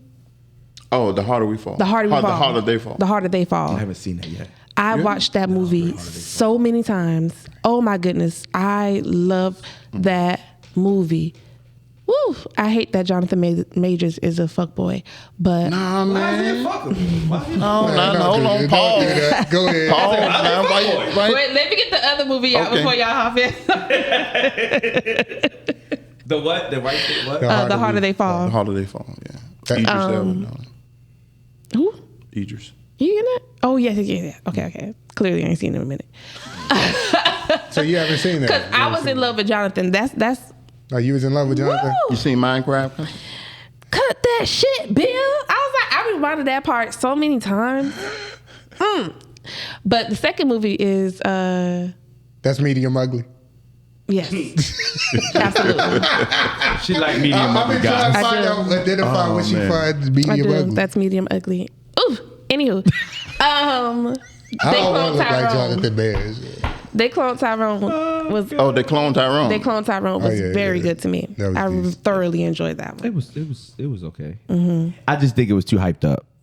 Like It was just like because it was like this shit we already fucking know and didn't see, and it's not like we never seen like we. I guess it wasn't bad. It was just more cliche, and I guess that's what they was going for. I guess because it was like the chicken. The hair, and we've seen that in other movies, but it was just like, okay, that's how they are taking over everybody is through those things. So it's like, I get it. It was subliminal message. It was like subliminal message, but it was like, it wasn't. I don't know. How about you? It wasn't bad though, but it wasn't like. I'm gonna get y'all mine because none of y'all said mine yet. Go ahead. Mm-hmm. I don't know. As far as movies wise, shows. Yeah, go ahead. Oh man. Power, definitely. Which one? Yeah, all of them. I didn't get into Tommy's Force. Tommy's is horrible. You like it? No. I gave it 2 episodes and I was like, this ain't it. My girl like that shit. I'm missing it. I'm behind on Raising Cain. That's where I should have Raising Cain is great. I'm behind on too. I loved when it was just when Up to Ghost got killed. I was like binge watching that shit every day. Yo, Raising Cain in this season. Oh Bruh, my But go ahead and say your shows because I want to say my movies too. Though, go ahead and say your shows.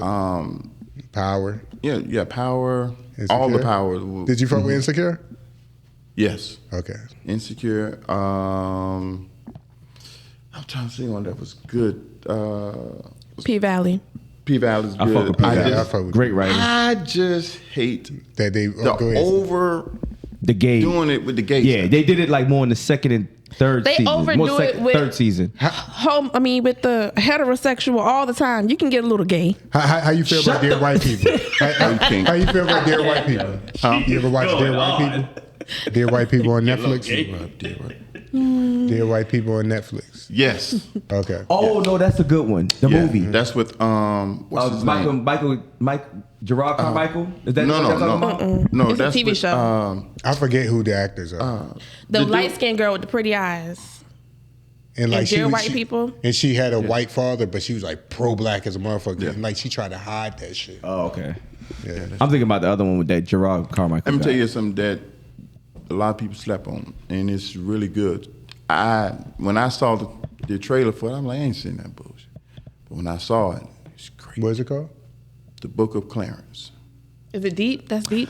Oh, that's Is that Denzel in there?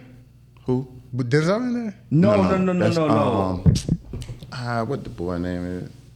I seen the preview for that too. I just can't remember who the hell is What in that that. boy name is? What that boy name? Man, his name is something.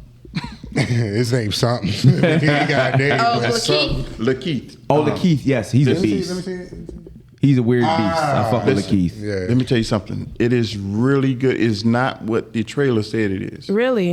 I'm gonna check it out. It didn't strike me when I saw it. I was like, It's kind of Yeah, like that I was other like- movie that he was in. I'm like, I ain't with the blasphemous. Blasphemies. Yeah. But it's not that. It was deeper than that. Yeah. You know how, just say, for instance, somebody, like you said earlier, somebody stole something. You stealing. Why you stealing? There's a reason why you stealing. It was a reason why he did. He what was, did. yeah. But he went around, but he wasn't the only one.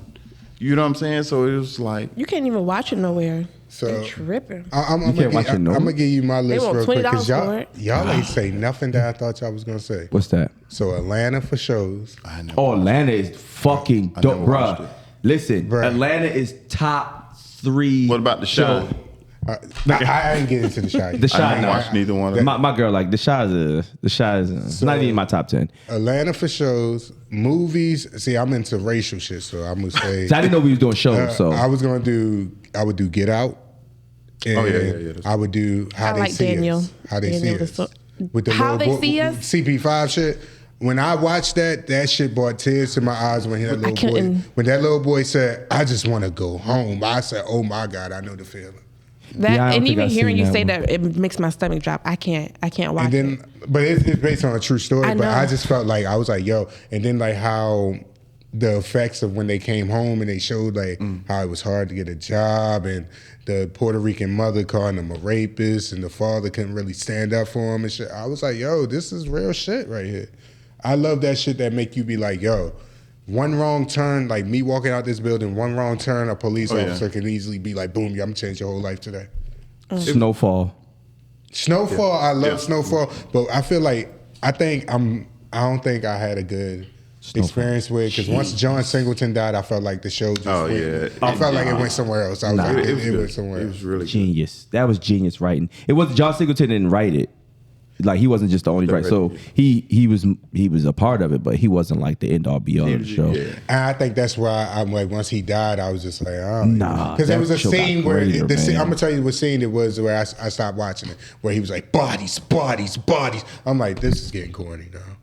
Who? Who's? When Franklin was sitting there, like he went in the blue screen and it was like bodies, and he was like, I was like, this is not it. So you gotta remember. Can you, You hold on, gotta. I've never seen that. Can you explain that scene? Yeah, I'm trying to I'm remember gonna that. I'm gonna scene. show you when we get off mic. And he's like he was naming all the bodies, and he was like, bodies. It was corny to me. I love the scene where he got shot and he was in the tub, and they were showing like what was going on with Man Boy, like how they just shot up. Oh, yeah. I was like, that was a good scene right there. Yeah, but I think all collectively, like cinematography, everything, like that shit could have been. That shit was like a long movie. You know what I'm saying? Like it was like that's what it reminded me of. It didn't remind me of a TV show. That was like cinematic. You know what I mean? Movies that disappointed you. So is he talking to himself? That had scene? potential but disappointed you. Yeah, I stopped watching it right there. No, I don't think he was. Was he talking to himself? But he was probably that was him breaking down. That was like a breakdown moment. He was talking to himself. Yeah, that was a breakdown moment. That was like him having like a mental breakdown. But I feel like they okay. Press pause on that real quick, Quan. I'm gonna tell you why I stopped watching it too. I feel like they were trying to recreate that one scene over and over and over. The one where he was like, every time another nigga talk, he kept on doing that, and I was just like, no, it was dope the first time you did it. After a while, with the Louis and with the Princess Louis, and he started yelling. I'm like, y'all keep on trying to recreate his anger every time. No, because he started losing it. You ain't see the first season finale. I know he turned into I know he turned into a drug addict. So that's what I'm saying. That was the progression. It was Franklin started out as humble, regular, getting bullied and shit like and that. And he stumbled into that shit. And then it's like, yo, Unc, what's up? Let me show you this. Shout out to Unc. You know what I'm saying? Right. And then just spiraled from there. And then it did money. Once the money got involved, and he started making millions, and then the agent came and stole the money. Ooh. Nigga, anybody, listen, 74 million back then is like 200 million right now. You see what I'm saying? Maybe more. Maybe even more. Maybe 300, 400 million. How did he become a crackhead? They never said that he was a crackhead. He was a drunk. He wound up turning into I think he was an alcoholic. Yeah, he wound up turning into a drunk. But he had like bad clothing and shit. Like you could just identify a crackhead. Listen, drunks look just like crackheads sometimes. Because that shit fuck your body up from the inside out. But my favorite season was when he went to jail. And like he got shoes snatched, and then his father came in, and then he went in there and did what's homeboy name with the bush? Lee. Yeah, he came in. I was in there, fucking squabble with any one of them. Yeah. Look at his goddamn face. I love that scene. Look at his gut. He was mad about that nigga face, boy.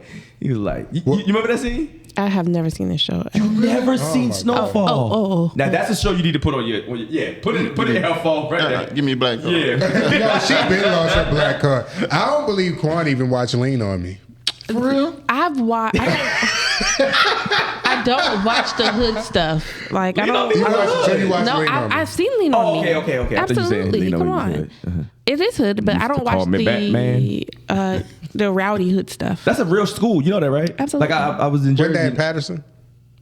No, that shit look like a fucking jail. Yeah. It's like a jail. Yo, me and my brother was riding past it, and my brother was like, yeah, that's when they shot Lean on Me. I was like, fuck, that's Eastside High. I was like, oh shit. Eastside. He's like, you like to smoke crack, don't you? Right? That shit sit like on a hill type of thing. What's another movie that's culturally impacted like that? We got. Like I want to know your black card. So what I realized is that what's cultural for me when I was growing up, I realized. And she went to a historic black. My black ass. The movies that are like cultural for me aren't cultural for everybody. Like a lot of people haven't seen Crooklyn. Oh, I love shit. Who ain't seen Crooklyn? I know a lot of people real? who haven't seen Crooklyn. Man, the dog in the chair and all that shit. All right, we're going to see who got their black card list. All right, you ready? Oh, God. Purple Rain. Oh, yeah. Seen it. I never seen it.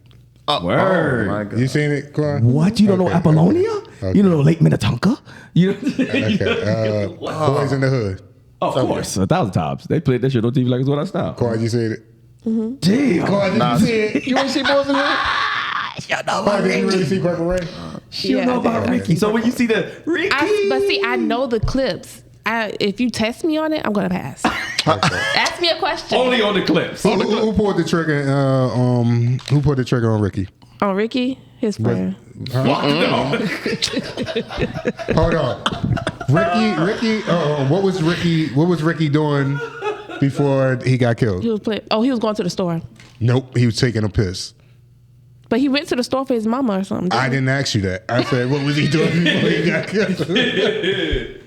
And he was drinking milk and doing a scratch off, actually. And he took a piss. He went to the store. He really didn't go to the store for his mama. He went to the store because they got into a beef at the house. Yeah. And he left. Because they asked him, he asked, what's your name to go to the store? Listen, she's soaking this all in for her next game. Absolutely. Right. Absolutely. Okay. I technically answered it right. So. Nah, the color purple. Absolutely, that's Of one of my course. favorites. Okay, I seen that. What's Not the love new got one, not to the do new with one. it? Yes. Love, yes, what's love got to do? God, definitely. The Best Man. Absolutely. I just watched it the other day. That's funny. Roots. Oh yeah.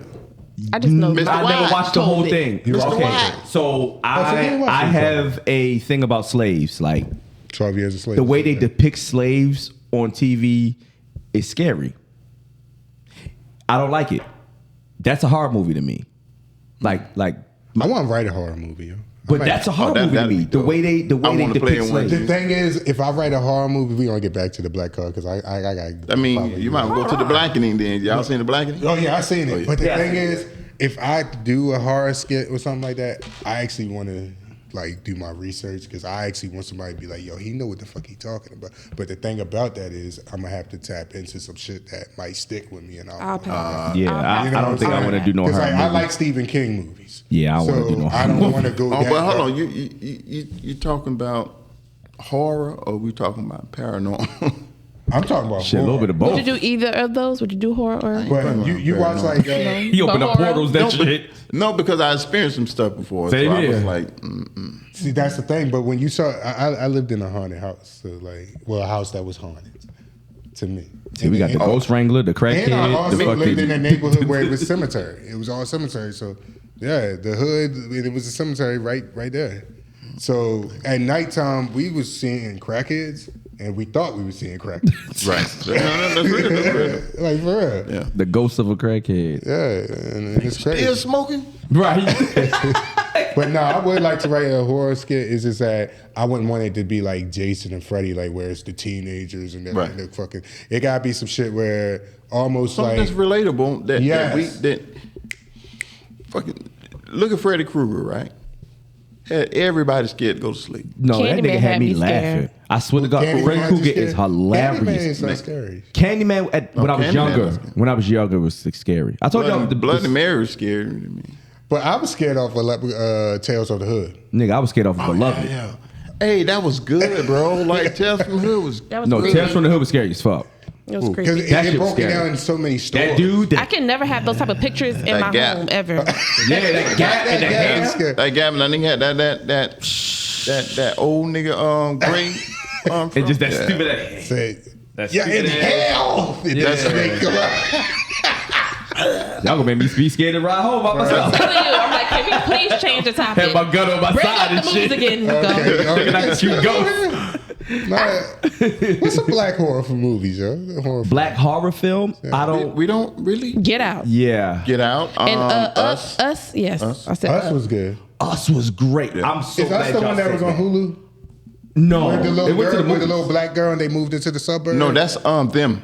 that shit was amazing. That shit kind of gave me a No, little but creepy Us back was then. I hate fucking what they did to the baby though. dope. Oh my god! Oh my god! I was like, yo. Like how you? hey, guys. You seen please it? Look, she said she gotta go home. She gotta go home. Oh, don't watch Oh it, no, don't this watch this it. not a horror. This, Y'all know that It Maltese don't. is. Y'all know that Maltese ain't gonna help us. So y'all gotta. Bruh. He's a multi-poo. Multi-poo. I'm sorry. When they Multi-poo. came in that house and I seen that shit, I was like, oh, they ain't playing on this one. They actually writing some shit. But I didn't like how it happened, and they were just Talk supposed- very vaguely, please. They were just supposed to get, going with regular life or just move on. Nigga, she just killed your baby. All right.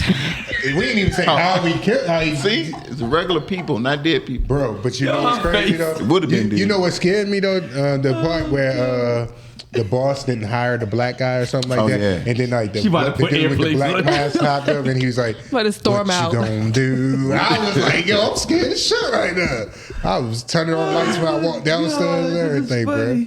But hold on, let's get black to the black card. You Please. getting Let's scared get over black to the black card. Black to the black card. Rosewood. Oh, I love that. I never seen it. Oh You never seen man, Rosewood? that should have had you crying. What's Rosewood? Yeah, Please put that on y'all list. That who's was in really that? about. That was here It's a in true Florida. story. It's a true story Who in about it? Roseville, Florida. Vin Rames, Don Cheadle, I gotta look at the. Esther Rose. Yeah. Shit. I'm trying to think about who else. It was some great Yeah, actors, it's- great actors and actresses in that movie. That was a great movie. The Women of Brewster. No. Brewster's Yeah, Place. yeah. Yeah, I never seen that. You never seen that either? What is that? Oh man, but Yeah, y'all did. that's one so far I haven't seen. Do the Right Thing. Of course, Yes. of course, The Wiz. of course. Hold on, we asked Quan these questions too. Women of Brewster place?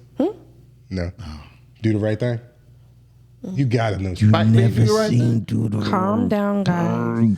Okay. Your life is not complete. The Wiz. Yes. The Wiz. You seen The Wiz? Get on down. George, you seen? Oh, The Wiz? yeah. You seen The Wiz? Yeah. I never seen The I Wiz. played the Cowardly Lion. Michael Jackson fucked his part up. I'm saying like he killed that shit. I listen to his intro any day. Yeah, Michael Jackson's a fool. I watched a video with Michael Jackson earlier, and they were taking pictures up, and he found out every time he And moved. yeah, I seen that. I seen that. I like how I miss Michael Jackson. Oh my I god, love I missed Couture. him. Okay. In the Heat of the Night. Oh yeah. It's been a long time. I ain't With the seen black it. ass purple dude. in that? Mr. T. I never seen it. Never Yeah. seen it. Y'all ain't never seen the. Heat of Night. Yeah. My grandma didn't keep me enough. My grandma was in Jamaica, so I don't know what that means. My grandma didn't keep me Grandma didn't see enough. none I of mean, these now I'm movies. getting a list of stuff I need to watch.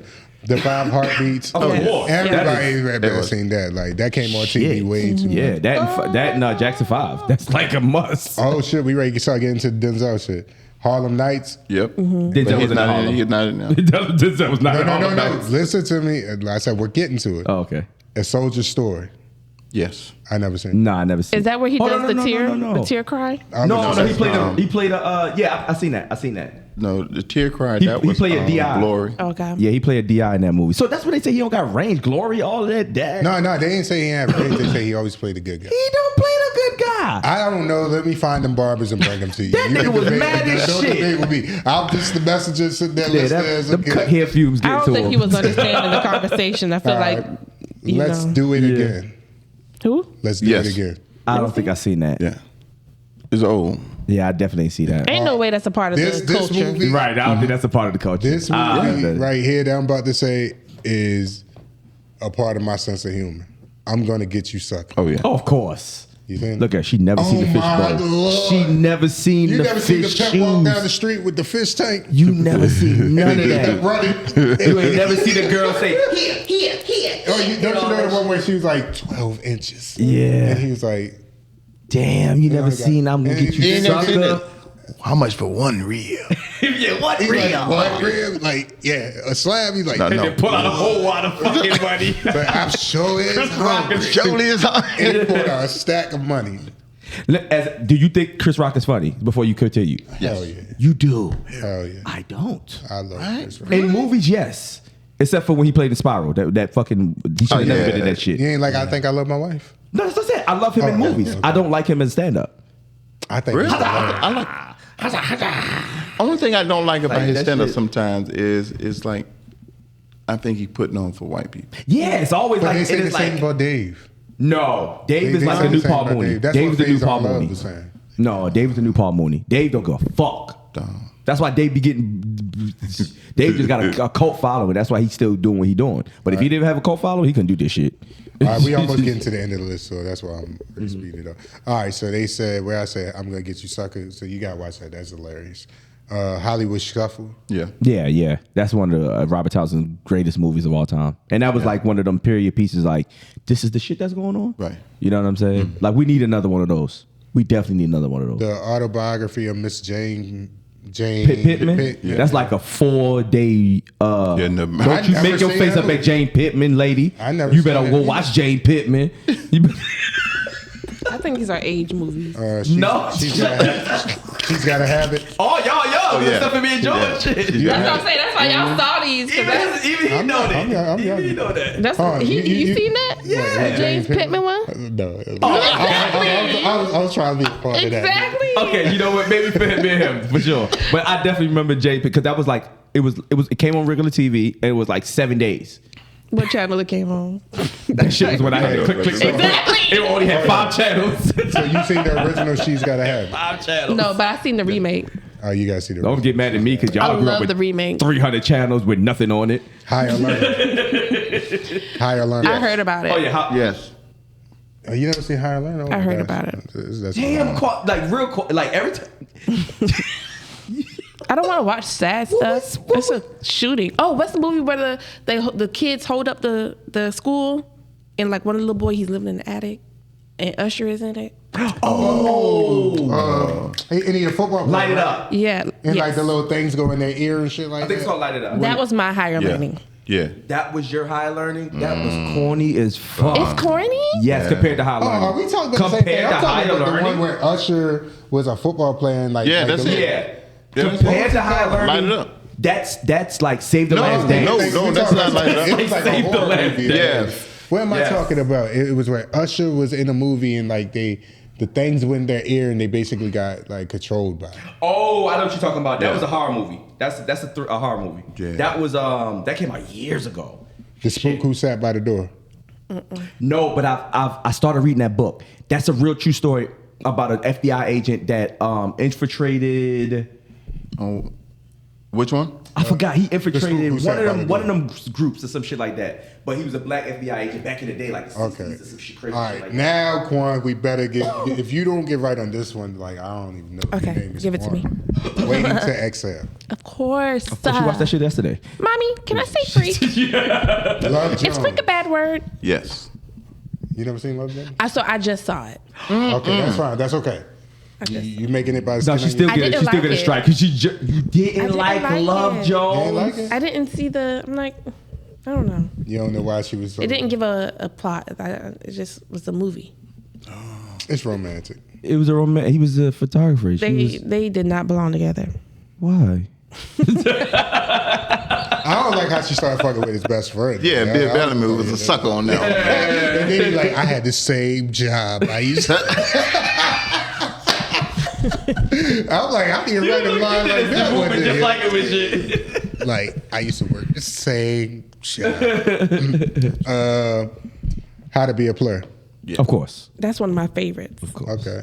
Menace to Society. Of course. That's actually top. That's like tied with. Juice. Okay, last That's one. my top number one. If nobody get this one, I'm looking at y'all different. Booty Call. Oh yeah. Big boo. I had no So, business that's, watching it. I should not have been watching that at all. I'm but surprised that was a black card list right there. Booty You got to absolutely, Before you stick it. I had no business watching it. Bitch, Oh man. Go ahead and take over the conversation real quick. You already know. I think that this shit we Yeah, 154. 154. Damn, we get 2 hours. Shit, we nah. really didn't get to the meat and potatoes. Like what we hit there. Yeah, but George, I really had fun with this conversation, but I'm really interested. Can we talk about what we talked about off mic, on mic, real quick? What we cooking Baby up real mamas? quick? Oh, what we cooking up? Yeah, what we You stupid baby mamas. mamas. Baby mamas. No baby mama- no baby mama talk. I don't have baby mama. Yeah, I no have baby children's mama. mother. But yes, we can talk about it. Yes, How do we can you talk feel about that? Us bringing you into that type of character? Yeah, it's dope.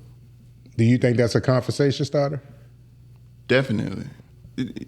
Not only is it a conversation starter, it's a y'all destroying people's relationship.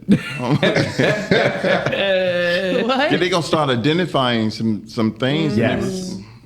I didn't know that was a red flag. I didn't know that I didn't have to put up with that. I didn't know that Yeah. she didn't like this. You know what I'm saying? So it was like, so now you starting conversations within the home or within the relationship that might lead to some breakup. See, I was trying to tell them we should do an episode, and then we probably will, where they bring in a platonic friend, and you see how he or she reacts to it. Because I don't know which character should bring it in, but I it think should his be, character should bring it in. what, a platonic friend? Yeah. Because I want it to be more so he don't care, but she makes a big deal out of it. Because like it's gonna bring in that conversation of like, could you have a heterosexual friend? That's you know what I'm saying. And then it's But all see, about- the only reason why I would say it would be reversed because I would think a more traditional man would look at platonic friendships as a no-go for their relationship. But let's switch it. So it won't be the norm. You know what I'm saying? Where it's like, what you mean by well, that's switching? not- That she has the platonic friend, or he has the platonic? Like she has the platonic friend, Like, and I don't- he's I'm sorry, he has a platonic friend, and then she's upset about it because he's older. So he thinking, I could do this. I Like, thought she was older. No, What I'm a Tinder. I'm a Tinder. Oh, you're What was tender. Oh, you don't matter then. so hold on, she You has know a what? George platonic is friend, and he fired. gets mad about it. No, he has a platonic friend. She gets mad about it, but he's taking it like, Like, we grown. I can have a platonic friend. It ain't nothing like that. You know what I'm saying? But she like, fuck no. Especially because I see what you did for me. Yeah. Whatever we And make I'm it. Maybe that's brought up in that. Right. But maybe that's brought up in there like. You paying her bills too? No, the friend says like. They tried to date before. Not necessarily they tried, but he's helped her out with bills and stuff like that too. So it's just kind of like she. So gets he's just helping. He's just a helpful Just oh, person. help. Yeah. you like helping ass nigga. Right? Charity here, baby. Right. Shit. But you know what? I think the if we get to this, when we keep on going, the break, that's gonna be a conversation starter, because I feel like we should add, when they go on break or break up, they should actually be messing with other people and see if they identify with the break. Because what can you really do in a break if it's a break? Look, nothing can help you get over somebody else than somebody else. You got to get under somebody else to get over somebody. Y'all really think that? Y'all really think that? Or y'all just saying It's that? a weak state of mind. It It depends helps. I don't think it's weak. I think it's. Are you speaking depends from on how big the experiences? person is you're trying to get up under. What you say, George? It depends on how big the person is you're trying to get up under. I don't know what you're talking about right now. She said you got to get under someone to get over them. So, question, George. You said you've been long. You've been married for how long? 18, almost 18 years. 18 Here years. go the love questions. You already No, know. I was going to ask him the same thing. So go ahead. Okay. What was one of the biggest factors that aided into you lasting 18 years? First of all, stop counting. Okay. Honestly, you have to find things that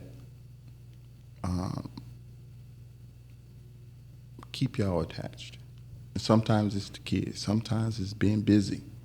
'Cause sometimes if you stop and think for too damn long, you can make it.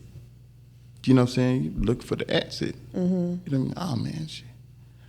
Looking too Sometimes- hard. Right. You know what I'm saying? You be I'm like, gonna get personal real quick. You say you ain't never heard this shit before. I've been married before. you They been say- married before? I've been married before. How long? To tell you the truth, today would be our 3rd anniversary. Oh, man. Today would be our 3rd anniversary. But we're separated, and we're going through divorce right now. So you can get it back if you want. I don't want to. I'm not saying that. She's a great woman. Not saying that. Don't want to. Damn, that was fast. No. I'm just gonna shake my head. That was so fast. No. But the first year of marriage was very hard, bro. It was very hard. Like, and we've been together for a long time, but it's like once you get that paper, bro, I feel like they switch. Oh, yeah, it's a switch. So you can agree on that. Oh, yeah. I feel like they switch. That's all once they- I've heard that every single time. switch. Like it's not a. But what's crazy is they don't even know they switching it on. That's the crazy part. Like I got you. Because I used to get in that argument all the time. I'm like, yo, I'm the same. I need an example of what you mean switch. All right. The things you used to do, you don't do no more. The way you used to respond, the way you used to act, you don't do no more. And it could be you can be totally innocent in your behavior. You know, maybe you're busy. Maybe I work, you work. You got the kids. You know what I'm saying? Before you know it, damn, how we get here? Yeah. Why we, every word, you got to raise your voice. Why you defensive all the time? You know what I'm saying? So it's like, Okay. Now you brush it off. Listen to this. Check this out. The jokes ain't funny no Okay, more. you All just the switched jokes up I on used it. to You just did it. We ain't get married yet. all Right the there. jokes that I used to say that made you laugh, that made you say, you so silly, turn into, why the fuck you find that funny? right. Probably because you irritate her a little more now. No, but it's a root cause to that. Yeah, And yeah. and There's an underline. most women, I ain't gonna say all, most women, they're not honest people. They're not gonna tell you the damn truth. Why? Because it might hurt your feelings, or you might separate, or she didn't tell you as the truth is she want to leave anyway. You know what I'm saying? So it's like you got to play this cat and mouse game. Or maybe she did tell you, you're just not listening. that could be true. But that's where communication comes in. And some women are not very thorough with communication. No. And some men aren't either. So Okay, so you need to break down and strip these things down. Yeah.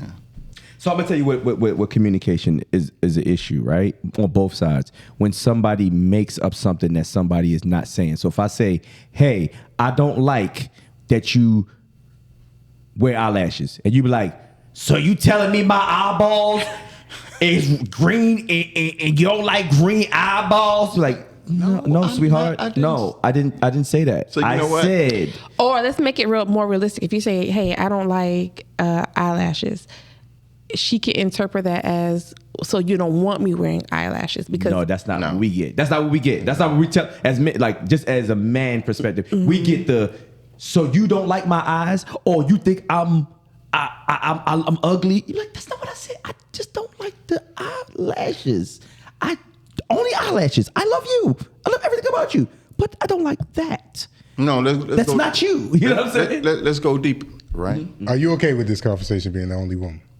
I'm listening. Okay, no, because like you already hit 3 grown men that already say some shit about women, and I No, I'm speaking in general I too. don't give Like a I'm not Right. speaking about this just women.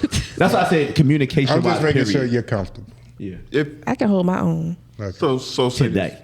this scenario is like Excuse me. we try to communicate about sex, right? Y'all don't listen. You know what I'm saying? You think because you do, we get down once or twice and we get good. You like, no.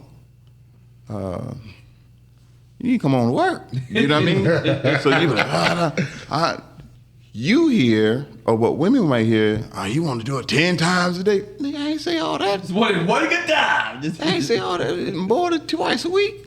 You know what I'm saying? So it's like what y'all hear and what we say. There's two totally different Two things. totally different things.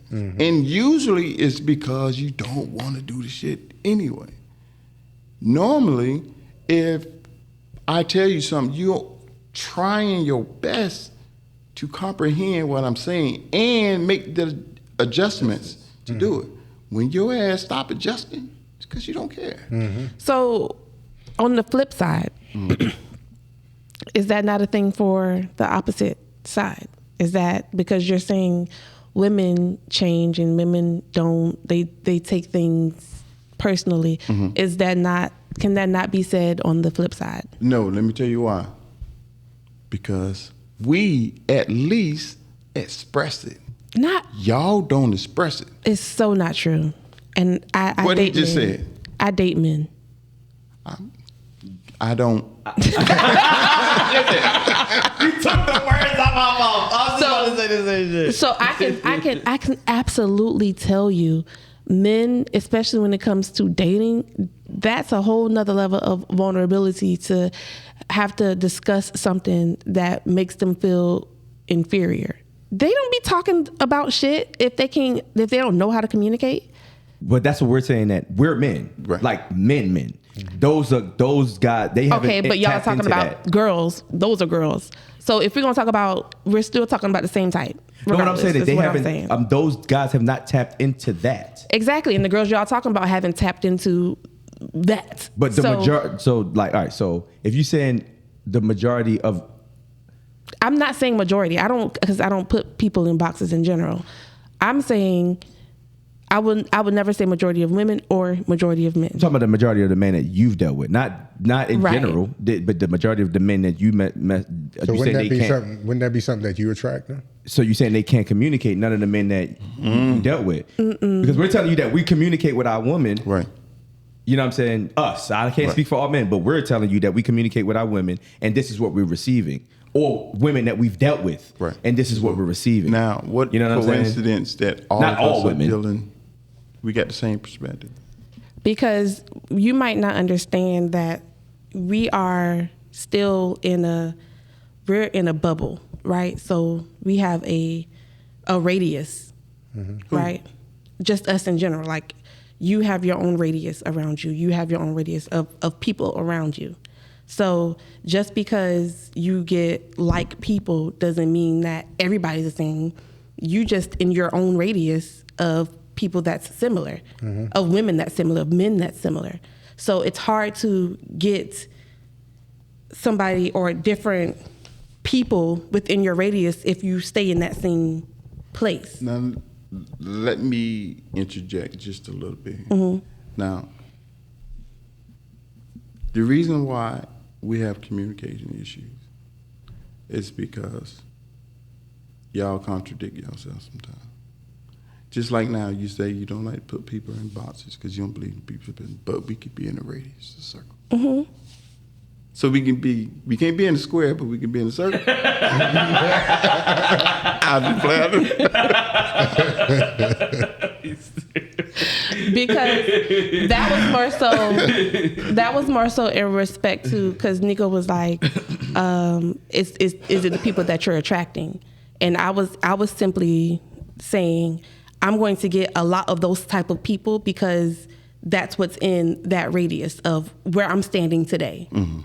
That's the type of people that's in my radius. So yes, I'm going to get those type of people. Does that mean that's all that's in my radius? No. So it just means I'm going to have to do a lot more punching and swinging and get the fuck out my faces before I get my man for real. And that's what we explain to, like, how we communicate is, I haven't communicated like this my entire life, but I've gotten to a point where in my late 20s where I was just like, oh, I could just say it like this. And this is exactly what I mean. Mm-hmm. Nothing else. No emotions in it, no nothing. Hey, this is the problem. And then when it's reciprocated as defense. Right. You're coming at me. That's not me coming at you, sweetheart. This is literally what it is. Can you fix it or not?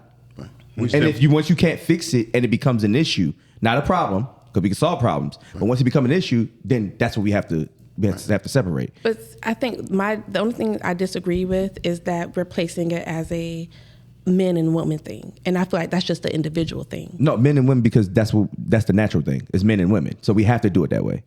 It's a natural thing that men and women are dealing with each other, and men and women are different. Right. What I mean by that is not necessarily that you're a man. Like, obviously, we're two different species. I don't know if same species. But what I'm saying in that is that experience that you just described is a parallel experience for women as well. It's not just an experience only men have. As a woman, I have that same exact experience with men that I come across and men that I meet where they are defensive, where they can't admit to and take accountability, where they are telling one side of what makes them look good, but they're not telling the other side that might make them look a little, off. And most of them were probably raised by single mothers. Right. So you're you're dealing with a whole different culture. By women. They were raised by women, and the man there was a man in there to teach him anything about being a man. My wife and I had to learn that growing up. I didn't have a man around. I had to learn how to be a man. We started dating in 97. So this November, it will be 26 years. Mm. Right? All my life, I've heard happy wife, happy life. And I tried that shit, bro. And I lost myself. Yeah, I love it. I love it to death. You love it? Oh, no, I love her. He said he loved her. I was going to say, God damn, brother, you still in there? I was about to come over and shake you and be like, what? I don't think you would have lasted 18 years. And there are a lot of times you just want to get two of those couch pillows together. You want to. Yeah. But I'm sure she want to get two bricks. Right. And do the same thing to me until we work out our existence together. Right. It's going to always be a fight because someone else is permanently sharing your space. Mm-hmm. You know what I mean? And that shit gets uncomfortable because you're trying to be individual when she wants to be a couple. Mm-hmm. She's trying to be individual when you want to be a couple. Mm-hmm. Or you're both trying to be individual, but you got kids now. Mm-hmm. Or you got bills now. So something is always interfering with you trying to woo something. Yeah. You know what I'm saying? So it's always a fight. It's always a fight. But the main thing is communicating. Yeah, you got to communicate. If you can communicate clear and concise, and the other person, whether male or female, is able to understand and say, I understand you. Right. And I also want you to, and this is where I'm coming from. I heard you. I respect what you said. I take it in. I'm gonna even rebuttal what you. I'm gonna even repeat what you said, just so you know I heard you, and it's conveyed a certain. And we're way. gonna make action plans. You know what I'm saying? Right.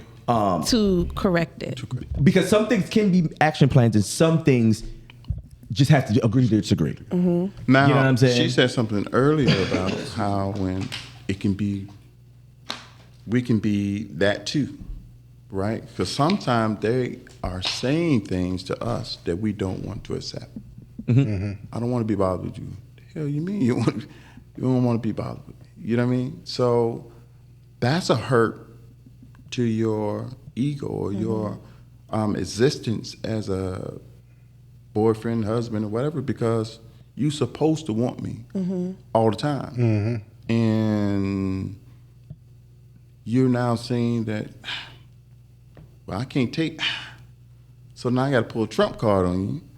And now we finna get into this back and forth, this tug of war to see who is going to be right. Now, Exactly.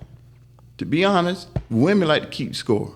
Men, we don't keep score. I disagree with that. Yeah, you don't keep score? I know men who keep score. Oh, then see, what year they? But they're not men then. Yeah, They're not men then. Regardless if you consider them men or not, they're still existing in this world, walking around as men. They're in the flesh. In the flesh. You get what I'm saying? No, in the flesh, but their character is not a man. Regardless if you feel like their character, they are identifying as a man. It's not a feel. So we have to. No. They can identify. We have to acknowledge I can identify that as a dog, these but I ain't a dog. They have penises. They're on your side. I can identify as a male dog. Get what you're saying. Regardless of whether you think their definition qualifies them, because I feel like being a man is not. I feel like there's multiple levels of it. Just like being black, there's different kinds of black people. You can't say that your definition is the only definition of what makes a man. You know what I'm saying? And I can't say that my definition of what a woman is the only definition of what makes a woman. It's different monoliths out here. Well, I can say this to that fact. He can tell me what definition of a man he thinks he can, but a woman can't. And the same vice versa. Because sometimes when women, you need to learn to be a man. How do you know how to be a man? No, I agree with that. You know what I mean? But it's vice versa. When men say you need to learn how to be a woman, same thing. But that's what I made the comment about those guys being raised by single women, because they're being taught how to be a man by a woman, and you can never. And just like I can't teach my daughter how to be a woman, I can't. That's her mother's job. And I can honestly say this: I'm 30 years old. I think one thing about men that separate a lot of men from other men is men have to be okay with getting hit and getting up and doing it again, and might get the same result until you actually think about how to come up with a different conclusion. A woman does not understand how society is set up for a man, and you won't understand it until you become a man. Yeah. And when you become a man, you're gonna be like, whoa, my glasses are clear now. I've seen the world differently. And vice versa. Right. I don't know your pain as a black woman, but do you know how hard it is as a black man? No, but the thing is, we can't compare struggles. We're not. But that's where the danger in that comes from, in the statement saying, "Oh, a woman will never understand a man's." But listen, check this out. But you also have to acknowledge in that same statement, you won't ever understand a black woman's struggle. I won't. But that's not a danger in it. I'm talking about the comparison of it. I don't think that is a danger, because the comparison, but to say that there's clear and concise, my plight is totally different than yours. Right. We can't negate the fact that it is. And there are things that we don't understand. And then there's things that you can explain to say, hey, this is what this is. And don't tell me this is not what this is. Because this is exactly what it is. And vice versa. You get what I'm saying? Right. But there's, for a lot of, this is just from my experiences, there's a lot of times where, especially as a black man, you say something and it's just like, well, just deal with that shit. You're like, no, but this is what's fucking me up. This is what's fucking me up. By the time you actually hear me, I already made actions to move forward. Right. And then you were saying like, well, I didn't know you meant it like that. I've been telling you the whole time. You know what I'm saying? And it's happened multiple. We're just coming from a man's perspective, Right. not That's all you not can the do. boy, not the boy, And that's why I'm saying like, not the all you boy. can Because do. I'm leveling the two from a boy and a man. For you to say that somebody's keeping score, like another man is keeping score, that man is petty. Yeah, and Absolutely. It's a lot of petty men out here. and they learn that And I'm trying to tell you, from. when we're saying are they men, we're not saying do they identify as a man. We're saying are their actions moving? Yeah, their character is not a Right. man. But regardless if their actions are moving in as a man for you guys, they're still existing and they're dating people. And you have to understand. Okay, check I this out. agree with that. They're But in the that- dating pool. Like, what are you talking But about? that don't make him a man, and that's when it comes to the women to identify 100%. that's not a man. 100%. Well, Well, not to say I'm never going to say you're not a man. You're not the man for me. Exactly. You haven't evolved into what I need. And that's what it boils down Y'all to. trying to butter it up. It's the same shit. You're not a man. You're not my man. No. You are a man. You're a man, but you're not the man of characteristics that I need, where I can rely on. Because another woman could see that and be like, "That's my man." Right. Yeah, that's her man, but you're not a man. You're still you're a moving. man. You're still moving in characteristics of unlike a man should be moving. For you, for your definition. No. All around. How we as men, we talk as men. Just like a woman would talk as a woman and say, "Hey, this is how a woman is supposed to." I would never tell a woman how a woman is supposed to be. Well, think about this. You're going to be a man regardless. Exactly. Right? Now, this bottle is a bottle regardless. If you put pee in it, you put Kool-Aid in, you put tea in it, it's still a bottle. It's going to be a bottle. Just determine what type of bottle are you going to be. You know what I mean? So, yeah, they are here dating and they're functioning. They look like a man. But, bruh, you don't have none of the characteristics, like you were saying, that's going to benefit her. Right.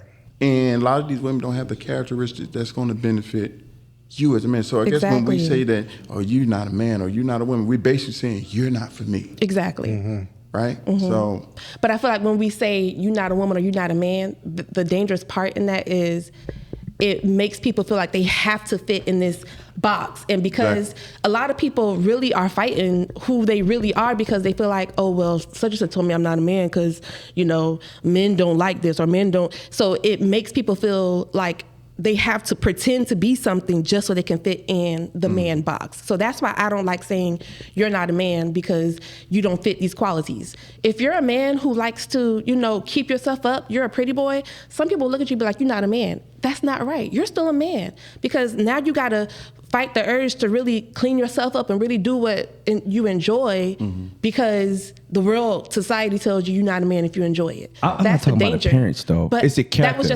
that was just an example. Yeah, everything is about character. Like you could listen.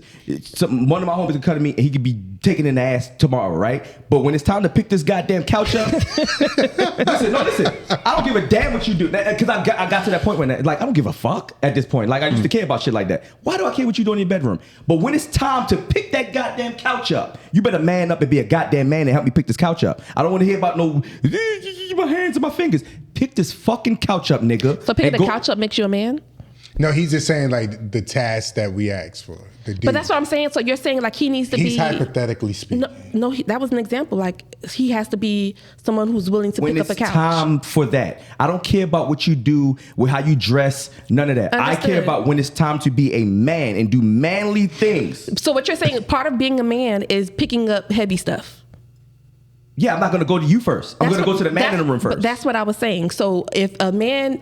You're going to go to a man first, too. You're going to be like, "Hey, go pick that up." Hold on. If a man is not able to pick up something heavy, he's disqualified as being a man. Yes. Why? No, not... Okay. You're not even going to try. Listen, we got things that are heavy in this world that one person can't pick up. Come on, I'm not saying like you He-Man or something. But if I need help with this couch and me as the same able-bodied person as you and we probably the same weight and every goddamn thing and you can't pick this couch up, I have an issue with that. Yes.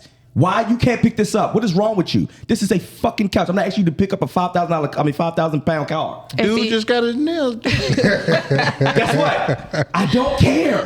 Be the man with the nails done. So I'm going to disagree. Right. So he's not my man. Granted, I'm not going to gloss over it. You're not my man, but you're a man. Look, she's trying to butter it up. I'm not. It's the same thing. I'm not. I promise I'm not. You're not my man, but you're still a man. I'm still gonna let you be a man. You are definitely gonna look at him totally different when you see him and he cannot. He's not my man. You're gonna look at him totally different. He's stupid. Yeah. if you're taking it in the rear end, I'm looking at you different. I don't even want you to pick up the couch. You need to go to the hospital. I got this big guy. You need to go to the hospital, bro. Nah, but when I talk about identifying as a man, it's like, what do you really believe in? Do you stand on it? And when shit hits the fan, are you gonna fold or are you gonna represent? And a lot of men, since we was raised by women, we don't understand what it means to represent when it's time to when the pressure. I know a lot of women who represent when it's time. No, I'm not trying to. I'm just saying. Those just learn things after. Because I'm learning every day as a man. To tell you the truth, I just read a quote. We never stop learning. Exactly. Yeah. And I just read a quote. They said, and I don't know how true y'all identify with this quote. They said a man really doesn't identify who he is until he's 30. Can I ask y'all something? Just the men question, right? You grew up with your dad? No. Did you grow up with your dad? He was around the corner. Okay. Did he teach you the necessary things like just like like how to take care of the house, like changing the doorknob, stuff like that, like just little handy stuff? Yeah. Taught me how to draw. Taught me how to play pool. Taught me how to ride bicycle. See, you got that. Yeah. Me and Nico didn't get that. I'm sorry. So our struggle is totally different than your struggle as a man, because now we got to figure it out. And then me and his struggle is different because who he was raised by and who I was raised by. Mm-hmm. Then our struggle is totally different because cultural wise. Mm-hmm. However, when it comes to being a man, just a man part of, hey, yo, I need your strength today. Because naturally, we have more strength than a woman. There's not no plight against no woman and none of that, because I do know some strong women. But naturally, a man, muscle mass and everything is just there, right? Right. Women stronger in other ways. You get what I'm saying? Whatever. We can't push a baby out. We just ain't doing it. So when it comes to that, like, it's like, that's what I'm looking at. You get what I'm saying? Like the strict, like, I know some gay dudes that would knock anybody out. You get what I'm saying? That doesn't stop him from being he's still a man. He's still a man, because when I need him to be a man, he's that point. Whatever he does in his bedroom, I don't give a damn. However he puts himself together is not what I'm talking about as a man, because everybody has their own style. But when it's time, and it's time to pick to protect, and it's time to help do something, you don't have to be the greatest builder. You don't have to be but I need help. I'm gonna go to my fellow man first before I go to the woman. Not saying I can't have a woman help me. I'm not saying that. I'm not saying a woman had never helped me. You know what I'm saying? What if that gay dude say it's time for something else? I need you Shut the front door. I need you to exit stage. George, let it go. No, because he's saying he knows some gay dudes that would knock you out. So at what point? You know what's funny though? I'm sick of it. So you know what's funny though? I'm in sales. I'm in sales a little bit, right? So I'm in sales, and I walk in men's houses all the time, and it's crazy because as I'm a seller, you got to find out who's the buyer. You got to find out who controls that wallet. So I'm taught to give 50-50. I'm like, all right, I'm looking at both of y'all, and I'm watching who's the decision maker. A lot of these men are the decision maker. Mm-hmm. I look at the man. I start off, and I'm like, all right, where you at? The woman is like paying attention, and the man kind of like slots it off. Mm-hmm. So now it's going 50-50 to fucking, I don't know, 60-40 or some shit. I'm just like, oh. By the end of the conversation, I am basically talking to the woman like this. Oh yeah. You don't even exist no more. That's a shameful thing. As a man, you're supposed to be the head of your household. No, it's not. Okay, I don't. Okay, so you with that, no. Because it's not even about the head of the household. I'm gonna tell you this. I'm gonna get my woman to pay the bills, but I don't want to call them motherfuckers. I don't want to hear about no doo-doo. No. Press one, that's not press what he's two. Do you understand everything that's going on in your house? Yeah, but he probably does understand what's going on in his house. But he like, I don't give a fuck about this fucking AC. I got other shit I'm worried about. She can handle that. I trust her enough to handle that. She can handle this AC. Now there's probably some dynamics where the dude was he just whatever. You know what I'm saying? But he you know what I'm saying? But he could definitely go and make. She can make the decision. It's not a life and death decision. Now if it's like the mortgage or some straight shit, I'm sure you're gonna be like, hey, what the mortgage people say? But it's like, okay, you want that? Okay, go get it. You know what I'm saying? Especially if he got it. If he got it, I'm like, go get it. Fuck it. This the house. I just feel like this is your house, woman. You can do whatever you want. I'm just paying for the shit. Like, true, you know what I'm saying? True, but if I'm a face of my household, you're gonna be talking to me. I respect that, but I don't want to. I'm gonna just tell you, Nico. If I was I'm the husband, I'm like, yo, babe, handle this shit. I got the shit. Now let me tell you, this is what I would do if you came to my crib. All right, you gonna talk to me, then only me. If I don't like what you said, I'll say, you know what, My wife, man, she. Okay. If I don't walk out with a sale, I understand where I fucked up, and I got. But listen, I gotta identify who controls that wallet. By the time you say your piece out and I walk out and I ain't got nothing, he had the wallet. Because he still. It's a game. It's a game that I love to play because I'm like, who do I gotta wow? Who do I gotta get to laugh? Who am I selling my personality? Because in sales, what hurt y'all the most is when there's another decision maker. Yeah. I find that shit fun. For real? I do, because like I'm telling you, wife, it's like I gotta present myself to I'm selling my personality. You don't give a fuck about this product. You care about the experience. I was like, dude, you cool as hell, but we don't want it. I'm cool with that. I'll tell you straight up, man. That's cool. And next thing you know, we talk about personal shit. Yeah. You got the game on, I'm watching the game with you. I don't even watch sports like that. And I'm in the conversation with you. You gonna be like, yo, you cool as fuck. I walk out with liquor, money, all that shit. Hey, motherfuckers love me. I know I'm dope. You gonna take one? They gonna let you take one of their wives. Like, take her with you. Like, no. When they say the wife jokes, I'm like, bro, you don't want it. I got bald head. That should tell you how my stress levels was. That was a good one though. Yeah, definitely. All right, y'all want to wrap up? Yeah, let's wrap it up, man. Pause. Ain't no pause in that. Wrap it up, guys. For you. Protect yourself. All right. You already know. This has been a great episode. Like, we laughed, we joked, we debated, we did everything.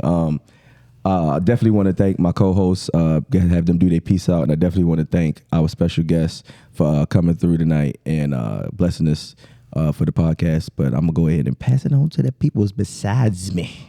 Hey, what it do is your favorite Uncle Neek. We now clacking out. Thank you for listening. Thank you guys for listening. It's your girl Daisy Dukes. See y'all next time.